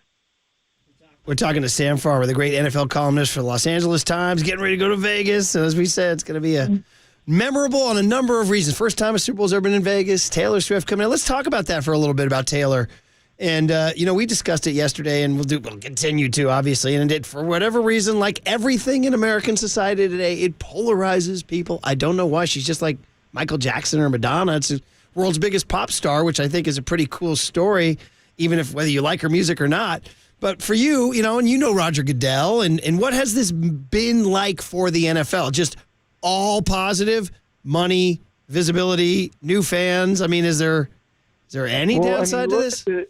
Look at the numbers. I think there were 58 million people who saw that AFC Championship game. And I saw an estimate, and I don't know how they pulled this, but that she's been worth about $330 million to the league this year. I think the league looks at it as all positives. Of course, they'd like to have her do a halftime show sometime, but it's a point of entry for a whole new audience for the NFL, and that can't be bad. I mean, it might annoy people, and I think it certainly does on some level, but the league's about bringing in eyeballs and being the talk and the center of attention, and why not open that point of entry and exploit it? I mean, there is negativity, but I think it's more like certain corners of social media. I think the majority of people, as evidenced by her billion-dollar tour, the majority of the people want to see her. Yeah, no, I agree. I think sometimes we get so fixated on our little world of Twitter, for instance, our little ecosystem, that we think everybody's thinking that. And there are a lot of people who aren't sort of plugged in there and are just interested and are going to be watching the Super Bowl because of that. So, I'm sure the league is going to make every accommodation to make sure she can make that trip from Japan. Yeah, and Sam, I actually wanted to ask you about the quarterback that's throwing passes to Taylor Swift's boyfriend, of course, that being Patrick Mahomes. Now, you brought up that this year his offensive numbers are down. Do you think there's any direct correlation with Eric Bieniemy leaving the Chiefs coaching staff to Mahomes' drop in performance this year? I don't know. I think I kind of feel like it's more the personnel around him and nobody rising up. I mean, we saw those problems in that initial game, the opening game against Detroit, the drop balls, and we saw drop balls throughout the season, and nobody really stepping up into that role. So I don't know what kind of role Bieniemy played in that. To me, it feels like a personnel issue, but even if his numbers are down, Mahomes' numbers are down, we've seen how effective he is and what a great player he is. I think that's just sort of window dressing. I think he's gonna put up what he needs to put up. Well, he's certainly a scary dude, and the Niners have his full attention. So, Sam, before we let you head off to Vegas, I wanted to circle back on Purdy. You talked about talking to Steve Young and exhausting plays and scrambling and all that. But just that story, it is kind of remarkable. And again, maybe I'm paying too much attention to little corners of social media or certain commentators. But there is a significant amount of non-belief, I should say. I don't know what the word I'm looking for is, but yeah, you know what I mean? And I would agree with that, Murph. I would agree. And just, I mean, his story is just so unbelievable. And I think this is Mr. Irrelevant. And he is so calm. And so, you think, had he not gotten hurt in that NFC Championship game, I believe they would have played in the Super Bowl. I was at that game last year. I think the Niners are going to beat the Eagles. I think everybody sort of waited for the other shoe to drop and wondered when this guy's going to come back down to earth. But he is so poised. He's just proven it week by week that he is what we see right now. And it's remarkable that he would slip through the cracks the way he did. But, it's a calm with him that you see. I saw it early in Russell Wilson's career with the Seahawks, that sort of unflappable, calm, dead-eye look. And you see it with C.J. Stroud, too. I just think, I don't think the experience factor is going to be as big a deal as people are going to make it out to be, that this is his first Super Bowl and Patrick Mahomes' fourth in 5 years. Sorry, the dogs are going crazy here, chasing each other. But I think Purdy is a phenomenal story. I'm a Purdy believer. I think he will play great. I think it's what team's able to control the middle of the field, and both teams are going to go for that. Both teams like to do that. I don't think the Chiefs are going to beat the 49ers on the outside. And I think it'll be a great game. I wanted to piggyback off of the Brock Purdy criticism to ask you about the criticism that's kind of been surrounding Kyle Shanahan his entire career, whether or not that's closing out a game in the fourth quarter or completing a comeback in the fourth quarter. It's the same kind of criticisms that we heard about Andy Reid until he went out and won a Super Bowl with the Kansas City Chiefs. So, Sam, after watching Kyle complete 2 comebacks against the Green Bay Packers in an NFC Championship game against the Lions, do you think those criticisms are finally put to bed, or does he need to win the big game to silence all of the critics? I think you need to do it on the big stage. And you know, we all remember, I mean, look, I live in L.A. I watched Kyle Shanahan just own the Rams over the years. I know how great a play caller he is, how great a coach he is, but we all think back to the 27-3 game, what happened with the Falcons there at the end of the game, and I think you need to fully expunge that. I think you need to do it on the biggest stage. And that was the case for Andy Reid too. Him winning and breaking through was a seminal inflection point in his career. And I think it'll be that for Kyle Shanahan too when that does happen, whether that's in Las Vegas or elsewhere. Sammy, I can't wait to see you down there, buddy. Can't wait. I know. After all these years, you know what I said before you came on? I told these young bucks I work with, I said, Sammy and I were interns. Dude, do you remember that? It was 1988, brother. 1988. Yeah, I know. I was just talking about you, Murph, with Jim Nantz. I was with Jim Nantz in Baltimore. Oh, yeah. He called the golf tournament from a trailer underneath M&T Bank Stadium, and Jim Nantz loves you. Oh, I'll just say that. We have he loves. we have a really special relationship with him. It's just worked out through the years, and he's just, him being in Pebble Beach, living there. I know he has a home in Nashville now that he uses as his base, but he still comes, he still kept the place in Pebble. And so it's always been like he feels like this is his home station, so he's come on for years and years and years, and we've developed a great thing with him. So we'll look forward to talking to him this coming week too. So yeah, I'll see you. I'll see you there tomorrow. I'll be at Pebble for a couple days. Oh, unfortunately, we're not going to Pebble, dude. By the way, buckle down, dude. The storm is coming. So. Oh my God. Oh yeah. This is one of those, like they call it Crosby weather. Based on the forecast, I think like Crosby's going to be singing, baby, because it's coming. So. Will they let him chip on the greens and that kind of stuff? Maybe. Bring that sturdy Riviera umbrella that you have. All right, buddy. All right. Guys. Or LACC, maybe. I undersold you there. All right, buddy. All right. All right. I'll have a great trip up, and then we'll see you next week somehow, some way. I'll see you in Vegas. Excellent. That's terrific. See you guys. All right, Sam Farmer. He's so great. And I did see. By the way, we used to go to Pebble Beach all the year, and everybody wants to know the pandemic killed that, man. The pandemic, we missed it 2 years in a row because of the pandemic, and then once. Well, can I get a little, not to get inside bean counters, but once the bean counters have an excuse not to spend a couple bucks, then they're not going to spend a couple bucks. Thank you very much. I get what you're saying, but and they also changed the format. There's no celebrities other than Buster Posey and Tom Brady and Aaron Rodgers and all those guys. But I heard Matt Mayock. I know we're a little bit late here. We got to get to the next segment, and we got Dave Lombardi at 9:15. But I heard Matt Mayock drop a bomb yesterday with Tolbert and Copes that if you talk about Andy Reid. So he started as a head coach in 1999, and he didn't win his first Super Bowl until 2019. So by that stretch, Kyle would have to coach. Kyle's in his 7th year, 13 more years to get a Super Bowl to follow the Andy Reid path. Andy Reid. How about that? Andy Reid didn't win a Super Bowl till his early 60s, I think he was. He was 61 years old. Yeah. Kyle's 44. Yeah.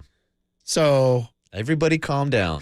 Everybody calm the hell down. We don't need another case where Andy Reid's getting ran out of Philadelphia. Kyle Shanahan's not going anywhere. I was telling everybody John Wooden was at UCLA for 15 years before he won one. Now, 1949 to 64 is a little different media environment, of course, but still, that's 15 years. Everybody's like, Wooden, 10 championships. Yeah, well, he went 15 without one. So that's all by way of saying, if the Niners lose, don't call for Kyle Shanahan's head, no, everybody. Let's not do that. Bob Melvin joins Papa and Lund today at 10:05. Okay, on the other side, you talked about the Chiefs defense there with Sammy. Is this the scariest part of this game? Let's get into it next on the Sports Leader. Las Vegas, Nevada.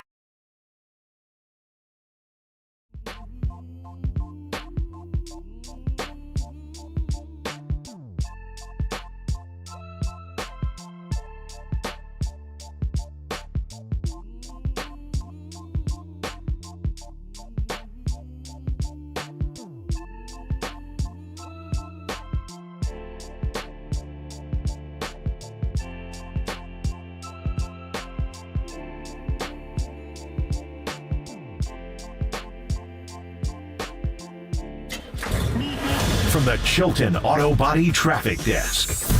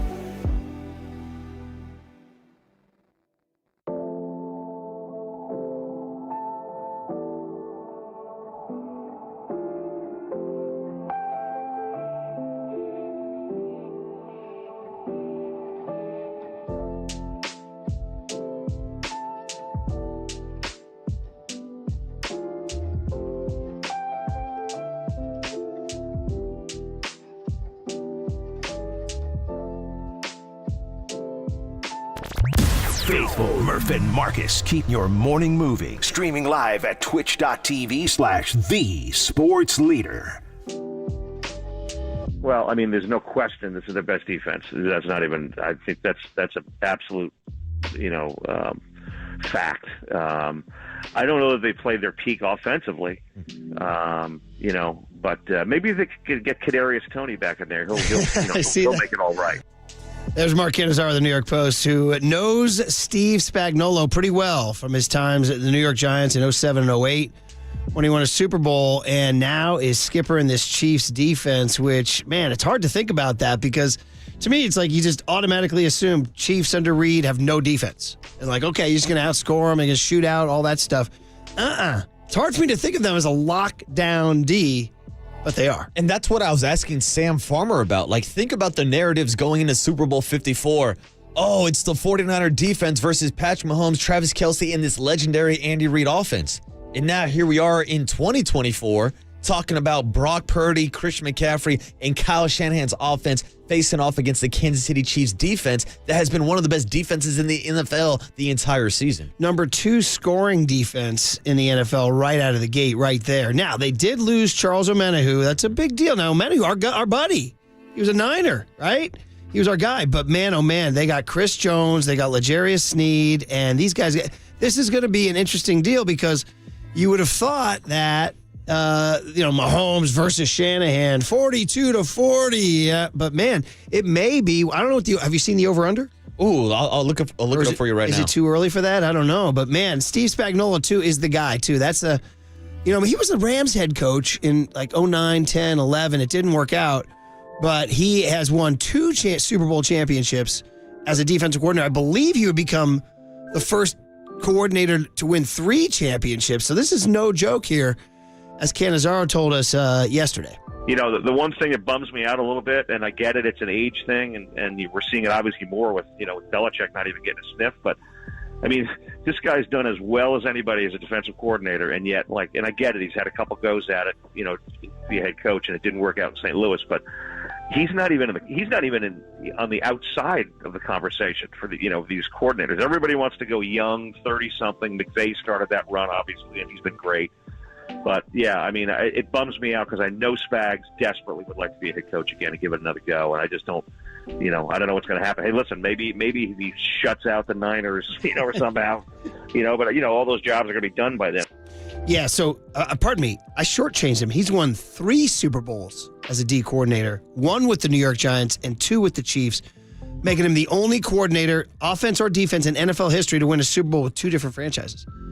So this guy's something special, man. And I'm surprised there's really not a market because we hear about all the other DCs being interviewed around the league, whether it's guys like Steve Wilks on the 49er coaching staff. But look what Spags has done, and especially what he's done not only during the regular season, where they're the number 2 defense scoring allowed, 17 points per game, I believe, but in the postseason, back-to-back games on the road against Josh Allen and the Buffalo Bills, against Lamar Jackson and the Baltimore Ravens, 13.7 points per game allowed. That is elite play calling to slow down 2 of the quote-unquote elite quarterbacks in the league, and he did it on back-to-back weeks on the road, Murph. So I told you second in scoring, also second in yards allowed, third in fewest first downs allowed. There's just a lot of evidence. Third in net yards gained per passing attempt. And guys, I believe some of the players they drafted came from the Tyreek Hill trade draft picks, right? Exactly. And it was reinvesting in that defense. They definitely did some reinvesting in the offensive line for Patrick Mahomes with that money that they would have used on Tyreek Hill. But yeah, Murph, they built from the inside. Of course, they had to go and pay Chris Jones after he was holding out. But he's one of the best defensive linemen in football. And I know we're going to break down the run game and whether or not which team has the bigger advantage, the 49ers and McCaffrey or Isaiah Pacheco and the Kansas City Chiefs.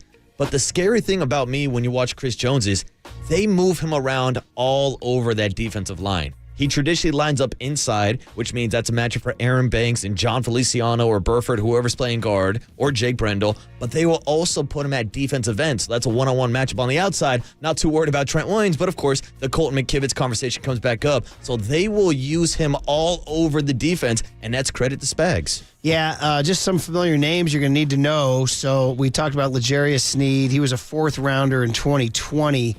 But, guys, Stanford guy, Justin Reed, at safety. So remember that one. And the kid. Eric Reed's younger brother. Yeah, Eric Reed's younger brother. And then the kid they drafted, I believe this was with the Tyreek Hill pick, Trent McDuffie out of Washington, 1st rounder, is another one, too. So these are all, they're young, too. McDuffie is 23. Justin Reed's 26. L'Jarius Sneed is 26. Leo Chenal is a guy they drafted, I think, also with one of those picks. He's a linebacker who's only 23 years old out of Wisconsin. So it's like some new names, and then old Chris Jones, right? Who's going to do his thing. And so this is something that, it's a really good matchup going into this game. But also, you look at the roster, and Chris Jones is the all-pro player that stands out, obviously. But you also start to think about where you can exploit the Kansas City Chiefs defense. And if you look at all of those numbers you just gave out for the regular season, they were ranked 17th in the league in yards allowed on the ground, 113 yards per game. And Murph, I saw it with the Las Vegas Raiders beating the Kansas City Chiefs earlier this year with Zamir White running all over this defense in a game where Aiden O'Connell didn't throw a pass or didn't complete a pass after the first quarter. So it's a defense that can be ran on, which leads to a big, big day for Christian McCaffrey. Okay, well, that's the guy people have talked about. If you're going to go getting ahead of ourselves here, Super Bowl MVP betting. Plus 450. Is he ahead of Purdy? No, he's not. It's Mahomes number 1. Purdy's got the second best odds. Christian McCaffrey number 3 at 450. Super Bowl MVPs are weird things. Go through the roster. There were some odd ones. Right to you, buddy. I liked Larry Brown. Hey, I thought he did well. Dude, Larry Brown, Raiders or Steelers, he was a Cowboys corner, caught 2 gift interceptions from Neil O'Donnell, and your boy Al broke the bank for him the very next year, and he did not turn out to be the dude. Got the stats, Murph. So that's what happens. You win these Super Bowl MVPs. The other first rounder, you guys are familiar with this guy Karlaftis out of Purdue? The pass rusher? Karlaftis, right? Yeah, another youngster they got in the first round just a year or two ago. So this is almost like, we talked about that Packers defense and being so young and the Lions defense being so young. There's just some teams on the rise here. And the Chiefs, it's kind of scary to think, because you're thinking, the Chiefs can't keep this going because they have to pay Mahomes $60 million or whatever they're paying him. But now they have these young players. We just named Karlaftis and Sneed and the other one, McDuffie, on these rookie contracts. So they can afford. And that's the thing, when you look at them getting rid of Tyreek Hill, and I know the wide receivers have been a big talking point for the Kansas City Chiefs. With all their drops this year, you can go into the advanced analytics, and they will tell you they're one of the worst wide receiver cores in the league. But he still has Travis Kelce, and when you can afford to have cheap wide receivers, it's kind of crazy the opposite of the roster construction between these two teams. The 49ers have the best bargain in the NFL with Brock Purdy. He's the lowest paid starting quarterback. It's not even close. Meanwhile, here's Patrick Mahomes with this huge contract that is supposed to be holding teams back, and now he's going to back-to-back Super Bowls. Got young bucks running all over on defense. The other thing, I just kind of put this out there, just kind of scary, but we're talking about who's built to play in the future, and the Chiefs' defense is built to play in the future, and the Packers look like they're built to play in the future, and the Lions certainly look like they're built, although they thought they're going to lose their coordinator, and they don't. But are the Niners, how long is this window here? Look at some of the key players we're talking about, and it's not all, I'm giving you young ages on these guys from the Chiefs and the Packers and the Lions, all 22, 23, 22, 23. That's not the case with the Niners. No, and they do have young talent, but you bring up guys like Trent Williams. He's obviously not going to play forever.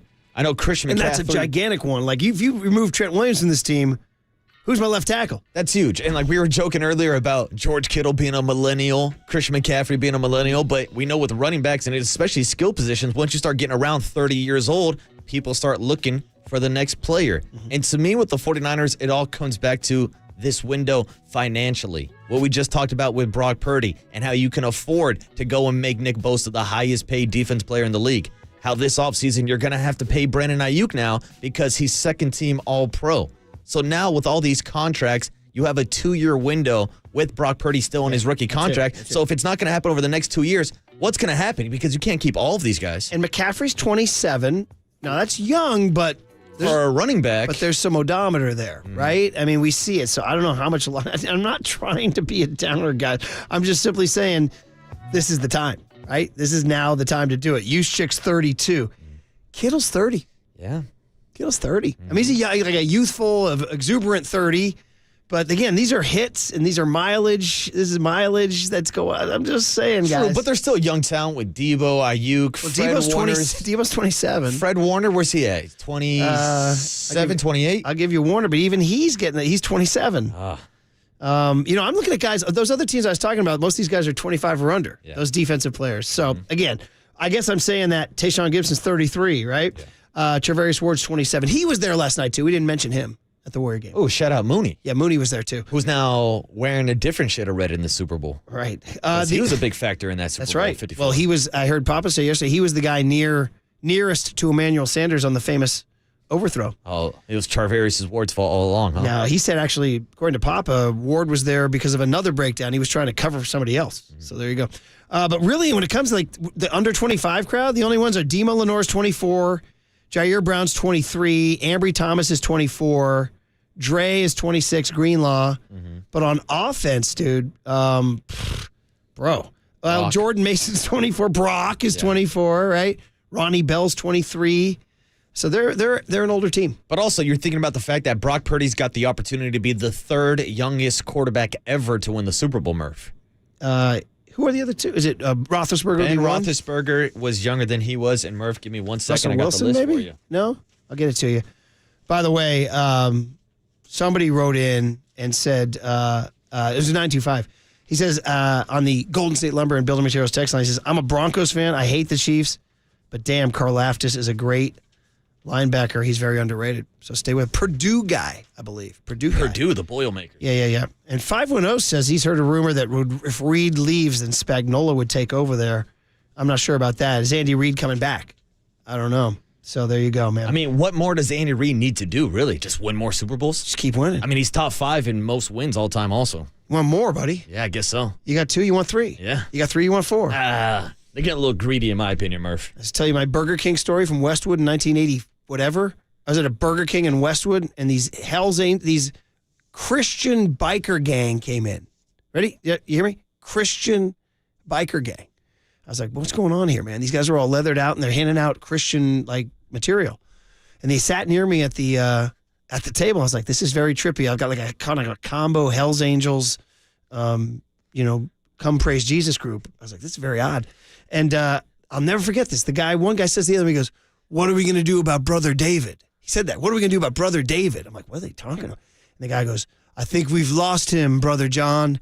The eye of man always wants more. I was like, whoa, am I in a Burger King right now next to a Christian biker gang? What is going on here? The eye of man always wants more. I guess some guy was like tempted by lust or drugs or something.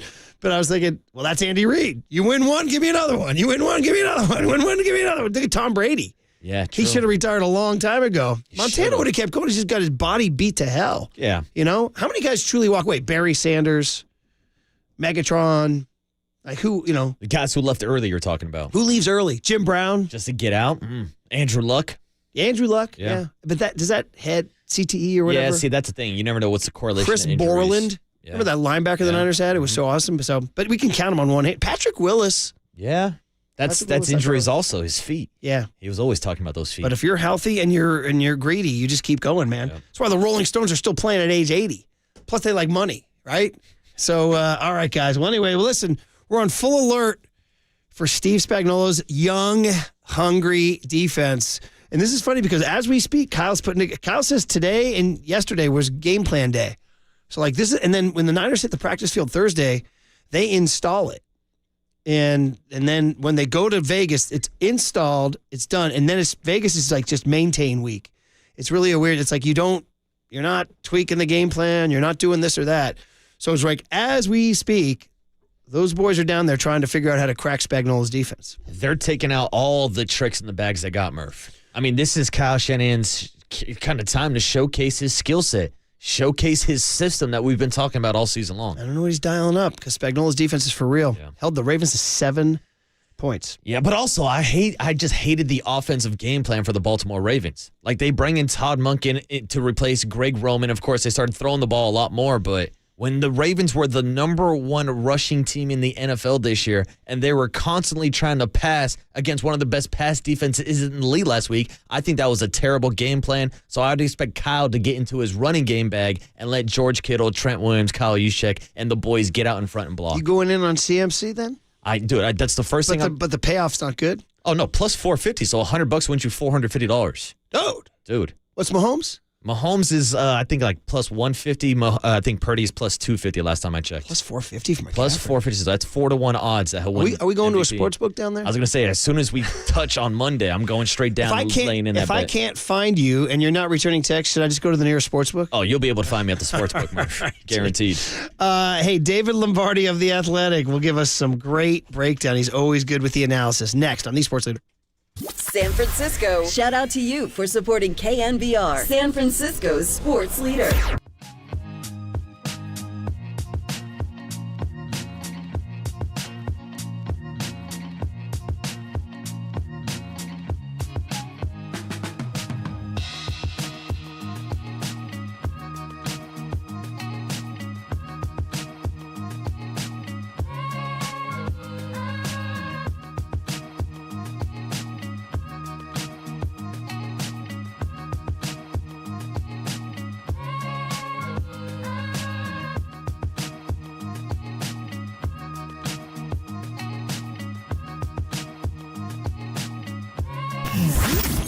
Here's what's trending now. Trending now.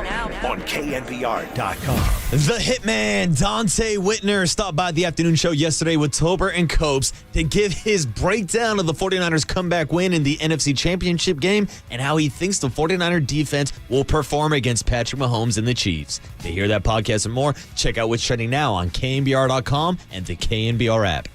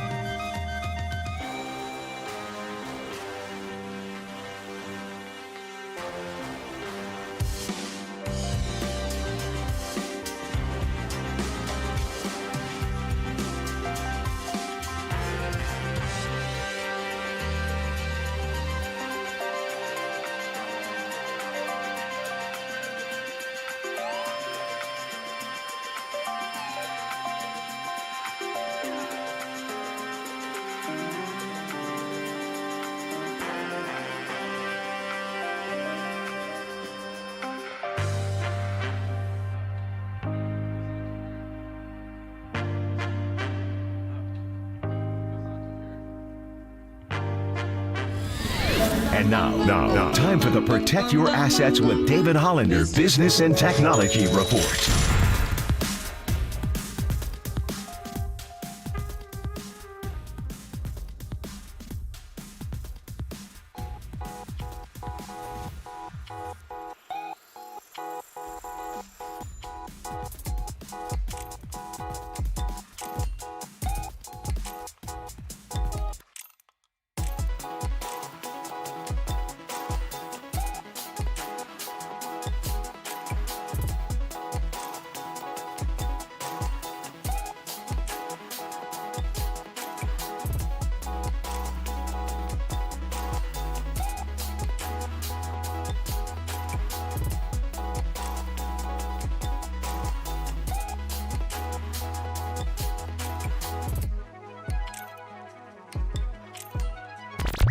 Faithful Murph and Marcus keep your morning moving. Streaming live at twitch.tv/thesportsleader.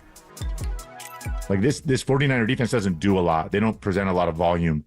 I think they're going to be in for it. The only chance I think the Niners have to win is a little bit of a shootout. And again, this Chiefs defense just continues to elevate their game.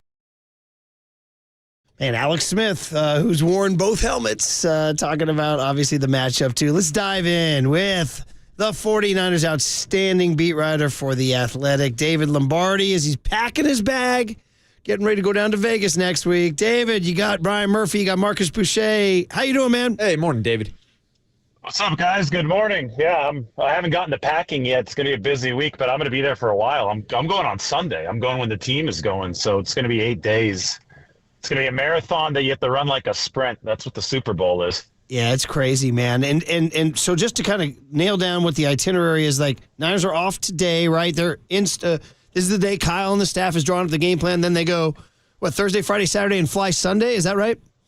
Yeah, they fly Sunday. And one of the cooler events of the Super Bowl, because I've covered one of these down in Miami a few years ago, one of the cooler events is when the plane shows up at the hangar. They land and the pilot's got a 49ers flag and he opens up the window and he mounts the 49ers flag, and then this big United jet 777 or whatever it is rolls into the hangar and everybody can take a video of it and they're playing music. And anyway, they're installing the game plan as we speak, or they're devising it. They're going to install it at practice over Thursday and Friday, maybe Saturday as well. And then they fly Sunday. What Shanahan wants is for the majority of the work to be done this week, because he knows there are so many distractions once you actually get to Vegas. So he wants to get that game plan installed now. Yeah, speaking of distractions, David, I know earlier this season when the 49ers went out to Raiders training camp, they stayed out in Henderson instead of staying on the Strip. Is that the same game plan for the Super Bowl? It is, but they don't have much of a choice. The NFL pre-designates 2 hotels. Both of them are off the Strip. I think the NFL likes to keep it that way. Don't want it to be too near where everything's going on. The Chiefs are the home team, so they had their first pick of uniform and hotel. But I think both hotels are actually near each other. They're at this place called The Lake, which is 16, 17 miles outside of the Strip. Okay, David, just fun little details before we get to the X's and O's. They're wearing white. You said the Chiefs are home, so the Niners are wearing white, but we want to make sure people don't know they're not wearing the alternate all-white, the all-whites from the 50s, right? The NFL doesn't want that? No, they didn't even make a push this year, and the 49ers made a really, really brief push. If you remember 4 or 5 years ago after they won the NFC title, Richard Sherman told me, we really want to wear the all whites. Let's put that out there, the throwback 94s. And that it was very quickly nixed because there's so much that goes into merchandise and the Super Bowl logo on jerseys and all this, I think, is pretty predetermined once it comes to the Super Bowl. So they will not be wearing the throwbacks. They're going to be wearing the uniforms that they wore for their first Super Bowl victory over the Bengals, January 1982. And for their biggest Super Bowl win ever in the 1989 season, 55-10 over the Broncos, white jerseys and gold pants. Great knowledge there, buddy. I remember it well. And they wore the Reds in 84 at Stanford, and they wore the Reds in 88 on the comeback in Miami. And then they wore the alternates, actually, against San Diego in 94. It's kind of funny the NFL wasn't on that yet, David. They got away with those alternates. Yeah, they did. That was the year where they just decided to go for it the whole season. But the urban legend is that Eddie DeBartolo just paid fines the whole season. They actually got an exception fairly early on from the 49ers. You're allowed the NFL said mandated alternates twice because the NFL was celebrating its 75th anniversary that year. So the 49ers wore those alternates. And remember, they got off to a bit of a sketchy start that season, including the 40-8 loss to Philadelphia, and that was in the standard uniforms.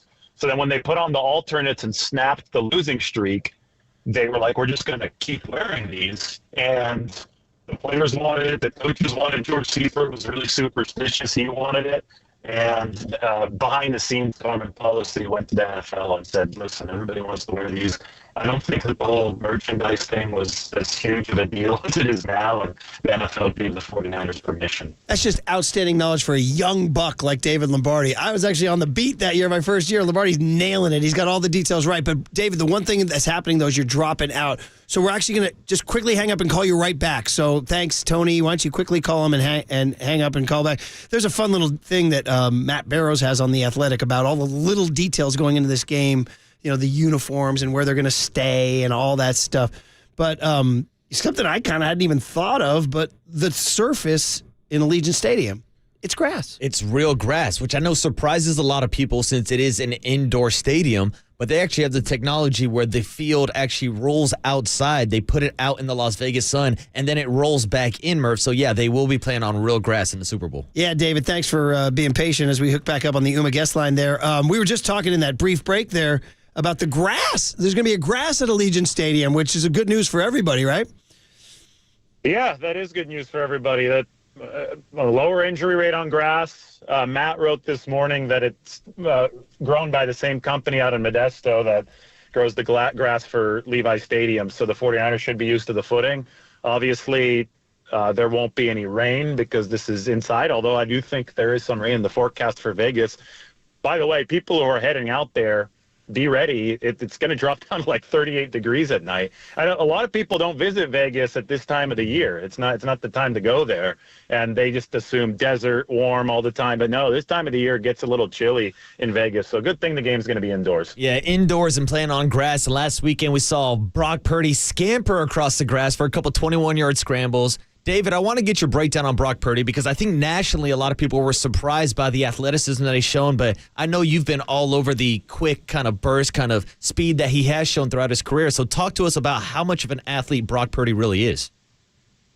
I think he's certifiably a good athlete. Nobody's saying that he's Usain Bolt. Nobody's saying that he's a world champion sprinter, but what he is somebody who moves at an elite level within the pocket, within the context of being a quarterback. And that's the most important thing and the most important skill that he can have from an athleticism perspective, because the straight line speed, that's great, but that's just a bonus to playing the position. What you really need is the movement within short quarters in the pocket. And it's not just physical athletic ability.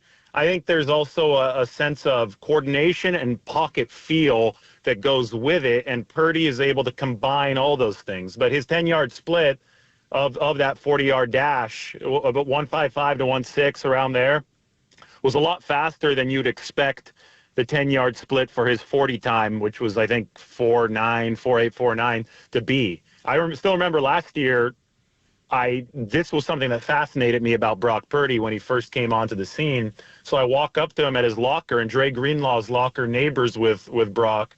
And I asked Brock about the 10-yard split, and I said it was a 16. And Dre was just on his phone at his locker, and Dre Greenlaw just almost fell out of his chair when he heard what that 10-yard split was. And he's like, how did you not run a 4.4? That's what Dre Greenlaw said with that 10-yard split. And Brock just kind of laughed and, was a little shy about it, a little bashful about it. But I thought that was pretty cool because, he just not correlated. He is able to move in tight quarters more quickly than anybody would expect. And I think that you really did see it in that NFC Championship game. Good stuff with David Lombardi of The Athletic as the Niners draw up the game plan today and then start the install tomorrow down in Santa Clara, fly down to Vegas Sunday, and then spend the week out there getting ready for Super Bowl 58 a week from Sunday at 3:30 at Allegiant Stadium in Las Vegas against the Kansas City Chiefs. David, I mean, we just got to go to like maybe the biggest red flag of all, and that's the run defense. And listen, you've watched this team all year, and you saw them play pretty good run defense all year until the last 2 weeks. And I just wonder your take on it. What are you seeing? What's gone wrong, and how do they fix it? Well, here's the thing. I don't think that it actually has been pretty good all year. I think it's been mediocre at best for most of the season, but it's been shielded by the fact that they were beating teams by a lot of points, so teams hadn't been able to run all that much. True, I do agree that it's gotten worse over the past 2 weeks, but they also have been playing better competition. It's the postseason. Green Bay was the hottest team in football coming into that game, and Detroit, I mean, they did to the 49ers what the 49ers did to the Packers in that 2019 season NFC Championship game over the course of that first half. They just completely embarrassed them with the run game. So I think that you're just reaching a point of the season where having a run defense that is sketchy at best is bound to get really exposed. And that's a big problem for the 49ers heading into the Super Bowl, because the Chiefs, they're a different team than they were a few years ago. They're less explosive through the pass game. No Tyreek Hill. The receivers are worse. Travis Kelce's older. But they've got Isaiah Pacheco now, and they have a balanced offense that can really control the football with the run game. And the 49ers, I think, losing Talanoa Hufanga hurt midseason, losing Eric Armstead from weeks 13 to 18 hurt. I don't think that they've seen the edge presence that they've wanted, especially opposite Nick Bosa against the run. So losing Cleveland Farrell really hurt this team. But I think just from a schematic perspective, what's happened this year is we've seen the coverage combinations improve with Steve Wilkes, the first-year defensive coordinator, and he's a DB-oriented guy. But the run defense efficiency, it had been top 5 for years with this defense. It dropped down into the 20s this year. So I think that the focus of the defense has changed a bit, and you see that in the numbers, and you've definitely seen it on tape here over the past 2 weeks. And David, I'm with you. I think this game's going to be decided in the trenches on both sides of the ball, not just with the 49ers defense, but also with the 49ers offense, because it seems like if there's one area of this Kansas City Chiefs defense that you can attack, it's running the ball. So how much of an X factor is Christian McCaffrey in this game, and can the 49ers put up some points on this Kansas City Chiefs defense? Well, I look at this, and the team's profiles have traded places since they played in the Super Bowl a couple years ago. More than a couple, I guess it's 4 or 5 now. But when they played in the Super Bowl at that time, Kansas City was the number 1 offense, the most explosive offense in the league by a country mile, but they had a relatively average defense. Meanwhile, the 49ers were top 7 offense and the number 2 defense that year, behind only New England. So the 49ers had a little bit more balance than Kansas City, although Kansas City had a significantly better offense. And guess who won the Super Bowl? The team that had the more explosive offense. Well, now you look at the profiles, and the 49ers offense was making history for much of this season. They're still, you can compare them to some of the great offenses of all time with the numbers they put up. But the defense definitely has been trending more toward the mediocre side, especially over the past month or so. Kansas City, meanwhile, guess what? Efficiency-wise, their defense ranked ahead of their offense this year. The Chiefs are a lot like the 2019 49ers, whereas the 49ers, I think, are a lot like the 2019 Chiefs.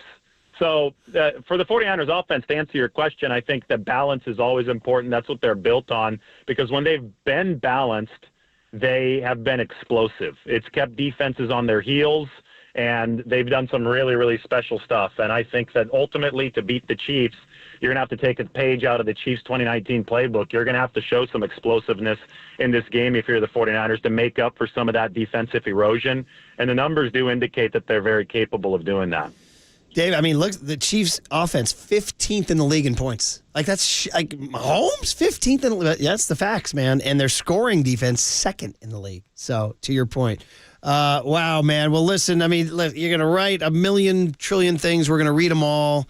It's so great the Niners are back in the Super Bowl. I guess last one on the way out is just the Kyle Shanahan question. You know, there's that funny little, we were just talking about the detail that, if he doesn't win it, the monkey's on his back forever. Well, Andy Reid didn't win his till he was 61, and Kyle would have to coach 13 more years to match the Andy Reid thing. But, how big, Kyle and, his dad and all that, and just how big this is for him to finally try to shed that monkey or have to carry it for another year.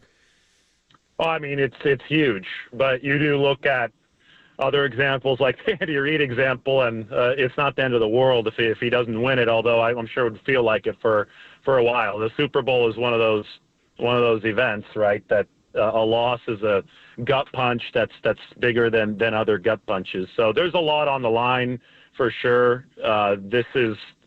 It would be monumental for not only Kyle Shanahan to win it, but for this organization to win it, for the Bay Area. It's been 29 years. The 29th anniversary of Steve Young getting the monkey off of his back was 2 days ago, right, on January 29th. Mm-hmm. But you look at that Shanahan, I think he's gotten the majority of the blame unfairly for the 28-3 game. And nobody ever talks about Dan Quinn for the Atlanta Falcons that year, right? Yeah, so Shanahan's gotten the blame there, and then obviously he came to the 49ers, and he and John Lynch did a remarkable job turning this ship around. They've built a perennial contender, but the one feather in the cap that they don't have is a Super Bowl championship, and the team that stopped them when they were closest to it was this Kansas City Chiefs team. So it's poetic in so many ways that the Chiefs are the final boss this time around for the 49ers, because that's the monkey that the 49ers were not able to get off their back in 2019, and now they have another shot at it. Too much fun, man. You're going to have, this is good what you guys do. It's what you do it for, and have a great week. We'll see you down in Vegas, buddy. We'll bump into you somewhere, somehow. And thanks for hopping on. We'll be reading every word. Yeah, thanks, David. Yeah, thanks again. Maybe see you guys down at Radio Row, right? There it is in the big old room. David Lombardi of The Athletic. And to that point, Marcus, if you lose a Super Bowl, I was just doing a little quick check here. Let's go through the last few. When you lose a Super Bowl, it leaves a mark, brother. It hurts. So last year, Eagles were the losers. Yeah. Look what happened to them this year. 2 years before that, Cincinnati were the losers. Mm-hmm. Joe Burrow injuries. 3 years before that, Kansas City got whomped by Tampa Bay, did not make it back. Okay? 4 years ago, the Niners had a terrible year the next year. Of course, that was the pandemic year. It's kind of weird. Yeah, that was the year that Jimmy got hurt, right? The year before that, the Rams lost to the Patriots. They did not get back. The year before that, this is the only team when the Nick Foles Philadelphia Special Eagles beat the Pats 41-33. The Pats actually made it back the next year and won. So that's the only one in the last several years. Prior to that, Atlanta lost. You didn't hear from them again. Carolina lost. You didn't hear from them again.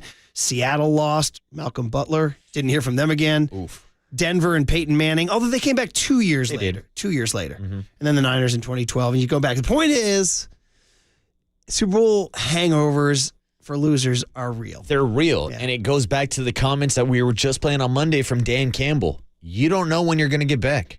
I'm sure Kyle and John, after the 2019 Super Bowl, thought, we'll get back next year with Jimmy Garoppolo, the year after with Trey Lance. It took them, 4 or 5 years to get back with Brock Purdy as their starting quarterback. So, no, you can't take this for granted. And if you win, it's hard to get back, as to the point, and this is an argument against the Chiefs. We'll get into this on the other side. The last team to repeat was the 03-04 Patriots. I mean, it hasn't happened in 20 years, and that ain't an accident, guys. It takes a lot out of you, and maybe we'll see that play out next Sunday, maybe. Hopefully, okay, guys. Hey, the NFL Films always provides great audio, and this is a pretty cool one that I hadn't seen until today. A little Nick Bosa, Brock Purdy moment on the other side on KNBR 104.5 and 680, the Sports Leader.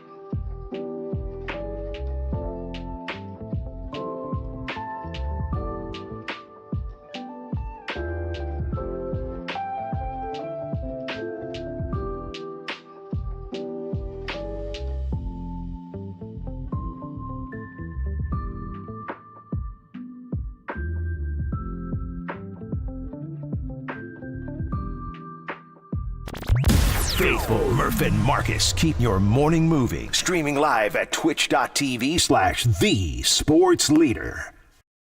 I think we weren't playing our best ball towards the end there. I think we kind of got up for those big games that we really wanted to make a statement, but there's a lot of holes in what we were doing, and we weren't executing great down the stretch. And I attributed it a lot to just a long season. Stuff happens. You're not going to play your best ball through the whole year, but I think these 2 games we got through them, and now we kind of understand what needs to be done. You know, I'm so glad he said that. That's Nick Bosa, of course. That's something I've been wanting to say to you, buddy, because we've had so many different topics, and we get going on one thing or another, and then we digress, and then we have guests and all this stuff. But I've been meaning to bring this up to you, and not in a negative way. Believe me, come on. I'm not trying to put any negative freaking energy out there. You guys know me. But my fear when I watched those 2 playoff games was, damn, did the Niners peak during the Seattle run? And Bosa alluded to it there, that they got so up for that stretch. That was the center of the season. That was the meat of the season. How are they going to handle that? And then they kind of built, and then they crushed it. They played great in all 3 games. They destroyed them. Mm-hmm. And Marcus, honestly, if you look past that game, the next game was the Arizona game. They did score 45 at home, but it was kind of a lethargic First game. half was kind of weird. The next game was Christmas night. Baltimore. The next game was the Washington Commanders game, which was 27-10 on the road. Correct, and they clinched the number 1 seed that day. They weren't awesome that day. Mm-hmm. Then the Rams game. Didn't even play. Then the Packers game. Yeah, didn't play for the first half, Murph. First 3.5 quarters. Yeah. And then the Lions game. And they didn't play in the first half of that one either. So they clearly have not been at their best since that Seattle sandwich, which we talked about all year, and clearly they did too. Yeah. So the question is, can you somehow fill up the gas tank between now and then to get back to that? And of course, and we talked about motivation earlier with Sam Farmer and talked about it earlier with Dwayne Kuiper. But we did see how motivated these guys were earlier this year with the all-black outfits when they walked into Philadelphia with George Kittle and the F. Dallas shirt against the Dallas Cowboys. So, obviously those were meaningful games. But nothing means more than winning the Super Bowl. Right. And that's why I think when you hear the honesty from a guy like Nick Bosa, I love hearing that, and I love seeing Nick get after the quarterback a couple times last weekend too. 2 huge sacks, and of course the pressure on Jared Goff on that 4th down play. Speaking of Nick and Super Bowls, people are going over, I was reading Matt Barrows' piece here on all the fun little details of what's going to go on, like what jerseys they wear, what the winner's share is. By the way, if you win, you get $164K. If you lose, you get $89K. Wow. He said the Niners have already earned, by the way, $169 per man. And Purdy only makes $870, so that's like 20% of his salary. I was going to say, that's a nice little bonus for Brock Purdy. By the way, Mahomes made $59.4 this year. Dude. Patrick Mahomes is isn't he part owner of the Kansas City Royals? I think he is. Yeah. Anyway, all these little details. One of the details is who the head official is. Shout out Bob Fitzgerald, who loves focusing on who the officials are. Yes, sir. Bill Vinovich. And I know Pop will have takes on this. I confess. Well, I can tell you who won the World Series in 1964. My book on NFL refs is not strong. I don't want to know NFL refs. I don't want to know MLB umpires. I don't want to know NBA referees. I don't want them to be the stars of the show, Murph. There's people out there, though, that say it's a big deal as to who gets it. Yeah. So it's Bill Vinovich. Ready for this? He was the ref in the game 4 years ago. Same Super Bowl ref 4 years ago. Now, the calls you'll remember, there was a potential holding call on Nick Bosa. That's why I bring it up, because you mentioned Bosa. On the 3rd and 15 play. You remember that? Yeah, I do. There was a hold on Bosa. He didn't call it. I mean, Bosa was getting choked out that entire game, if we're being honest. Do you also remember, and I didn't until Matt Barrows brought this up and put the video up there, they called an offensive pass interference penalty on Kittle at the end of the first half on a big gain inside the red zone. You should go back and look at it. You're like, oh, dude. I mean, does he touch the defender? Yeah. Should you throw the flag at that point in time? Absolutely not. It was not a demonstrable shove of the receiver. Man, this is what, see? Dude, I don't even want to be going down this path, Murph. You're telling me that Bill Vinovich is essentially the 49ers Scott Foster. Or Or too soon, Marcus? Walt Coleman? Too soon. Too soon. Sorry. That is the Tuck Rule guy, right? Yeah. Okay, sorry. So I want to make sure I got that right. See, this is why I don't even want to know these guys' names, Murph. Anyway. I don't care who the hell they are. Well, and they shouldn't have as big as an impact on games that they do. Just letting you know. Go talk to Tennell about this. This guy's a big. Did you notice in the NFC Championship, very few flags? Very few flags in that game. But it is interesting because I did see a note before the AFC Championship game that there was a certain ref on the refereeing staff that had been favorable to the Chiefs and Patrick Mahomes, and there were a lot of questionable penalties in the AFC Championship game. Some people have wondered, in the whole, it's rigged for the Chiefs. Niners are going up against that now. It's the Taylor Swift fix. Oh, man. We got refs throwing flags for Taylor Swift out here now. I mean, if you are a conspiracy theorist, the NFL wants Taylor Swift in that postgame celebration. If you're a conspiracy theorist, you think Travis Kelce is going to propose to Taylor Swift as soon as the game is over. Well, anyway, we teased the Bosa, Brock Purdy sound. So the NFL Films continues to find great stuff. And this is inside the locker room, which generally, they usually do the coach's speech. I was going to say, we've gotten a lot of good gems this week, whether it's Kittle saying they had us in the first half, not going to lie, or the audio we played earlier from Kyle Shanahan telling John Lynch that he's going to see him on the stage. Sometimes I have mixed emotions on this stuff because it is private conversations, and we're like, oh yeah, I'm listening in. You know what I mean? Just dropping a boom mic on your private convo. It's a little mixed, but hey, it's content, right? It is. Bosa stops by Purdy's locker, and Purdy, by the way, still has. Sometimes you look at Purdy, you're like, what is this kid? 16 years old? You know what I mean? The baby face of baby faces, right? Dude, he looked like he literally just graduated high school. He still has the necklace that Talanoa Hufanga put on him He's after wearing the game. Polynesian necklace. And he looks like a high school graduation. Those kids wear the legs. They put right? the lei of money around you or the flowers or anything. Like he looks like he just graduated. A shirtless Bosa stops by and just marvels at Purdy. So the fact that you just are doing this blows my mind. All of us, bro. All of us. It's crazy. Did you think you'd be this good? I think I've asked you before. I know, but did you how much confidence did you have? That was the second pick of the draft, and I lacked confidence at times. Hard about the game, but Okay, so that was pretty muddy, right? Yeah, it's a little muddy. Okay, let's try. I'll give you the transcript, okay? So, because they did the subject. So, Bosa's at his locker, and he says, it blows my mind. Did you think you'd be this good? Did you think you'd be this good? Yeah, there it is. And then Purdy's just kind of smiling. He says, honestly, I could be better, bro. That's what he says.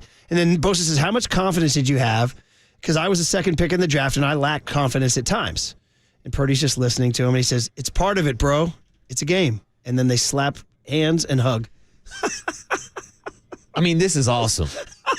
Like we were just talking about the movie script continues. And right? we were just talking about the young core that the 49ers do have. Brock Purdy just turned 24. Nick Bosa, 26 years old. And we've seen Bosa take his game to the next level, obviously winning Defensive Player of the Year last year. It's a topic that I've thrown out a million times on this show. I don't think we've seen the best version of Brock Purdy. Now just reaching 24 years old for only a couple weeks. Yeah. He's in his second season, and he's going to the Super Bowl. And we've seen Brock Purdy, the strides and the improvements he's made this year after having off-season elbow surgery. Yeah, I mean, that was part of me when things were going bad in the Packers-Lions games. I was like, try to remember this guy's just basically what you've talked about. In Major League Baseball, he'd be qualified as a rookie. You know, Yeah. So I mean, and the fact that he got, and I was just driving in this morning, and they were doing Dak Prescott again. Oh my God, dude! Why? You're lucky I'm here today. Why? I literally drove up over the railing of the bridge and then pulled my car back on. Oh, careful, but dude, Murph. I mean, this Dak Prescott, and so I'm there like, oh, he's got to get to a bowl. I'm like, Brock Purdy's in a Super Bowl. I mean. No, Murph. As we heard on Monday, there's not any storyline surrounding Brock Purdy. He's boring, and he's a bad quote at the podium. Get the hell out of here. I apparently touched a nerve on that ref thing because people are saying there was a late hit on Jimmy G, too, that was not called, that some people think he got a concussion there. And then somebody wrote in, I got to find 408, said hashtag Gabe Morales. Oh, no, not You got to Gabe. know your Giants if you know Gabe Morales. Oh, the check swing. Danny Dunn knows that. Young Tony. Heard around the world. You know who Gabe Morales is? He's the man. He's the man who rung up Wilmer Flores on a non-check swing to end Game 5 of a one-run ball game in the NLDS. Young Tony's like, not exactly a household name. I love that Tony will backfire. Well, I'll give you this. Gabe Morales is actually a Bay Area guy. Might be listening right now. He used to call some of my high school baseball summer league games and stuff like that. Did he really? And now he's on the big stage calling out Wilmer Flores. Did you get the red ass on him? And No, I honestly thought who's this young up and coming kind of referee? I thought he was pretty good, or umpire I should say, until he got to the big leagues. Obviously. 949 says Bill Vinovich is the crew that called 0 holding penalties the entire game on the line. Come on, how many times am I going to hear Bill Vinovich now? And 831 is the one taking care of my business saying, Murph, you haven't given the big game weekend word. Thank you, 831. I hope you win. That's a big game, man. Because today's the last day to enter our Fontainebleau Las Vegas luxury resort and casino on the Las Vegas Strip contest. We want to send you there for the big game weekend. One winner scores a trip for 2 to Las Vegas, including airfare, a 2-night stay at the Fontainebleau Las Vegas, $150 credit to spend at one of its 36 restaurants and bars, 2 tickets to the Fontainebleau Las Vegas big game viewing party at Blue Live Theater. So here's the deal. Text to 95819. I'll give you guys a minute to punch that in. 95819. Yeah, shoot me a text. And you're going to text the word dice. Let dice do the eating. All right. Somebody get Dice's juice. All right. Dice. Dice. D-I-C-E. Shout out Tumbling Dice by the Rolling Stones. Once again, 95819. Text in the word dice, and we hope you win. Hope you win. Good luck. You can also do it, by the way, 10 to 2 and 2 to 6. Different words, though. Different words. All right, guys, here's the deal. I'm not a craps guy. I tried. There was a brief time in my life. Tony just asked if I'm hitting the craps tables. There was a time in my life I tried, and I was like, you know what? I don't think this is for me. Sometimes you got to know when it's not for you. Back Murph, you got to know when to hold them, know when to fold them. Well, there you go. Shout out the late, great Kenny Rogers, who, remember, right at the start of the pandemic, and there were no sports, so I made that a hum baby, the legacy of Kenny Rogers when he died. Hum baby. We played The Gambler, I think. It's the sound. What a time. All right, 2020, what a time. Oh, no, I think we played Islands in the Stream. We did. And it was a banger. And it went on your playlist. Dude, that's it. It's now part of my weekend vibes. It is a good weekend vibe song. Written by the Bee Gees, by the way. All right, guys. Here's the deal. We'll hand it over to Papa and Lund on the other side on KNBR 104.5 and 680, the Sports Leader. That's a sackaroonie, baby. From the Chilton Auto Body Traffic Desk.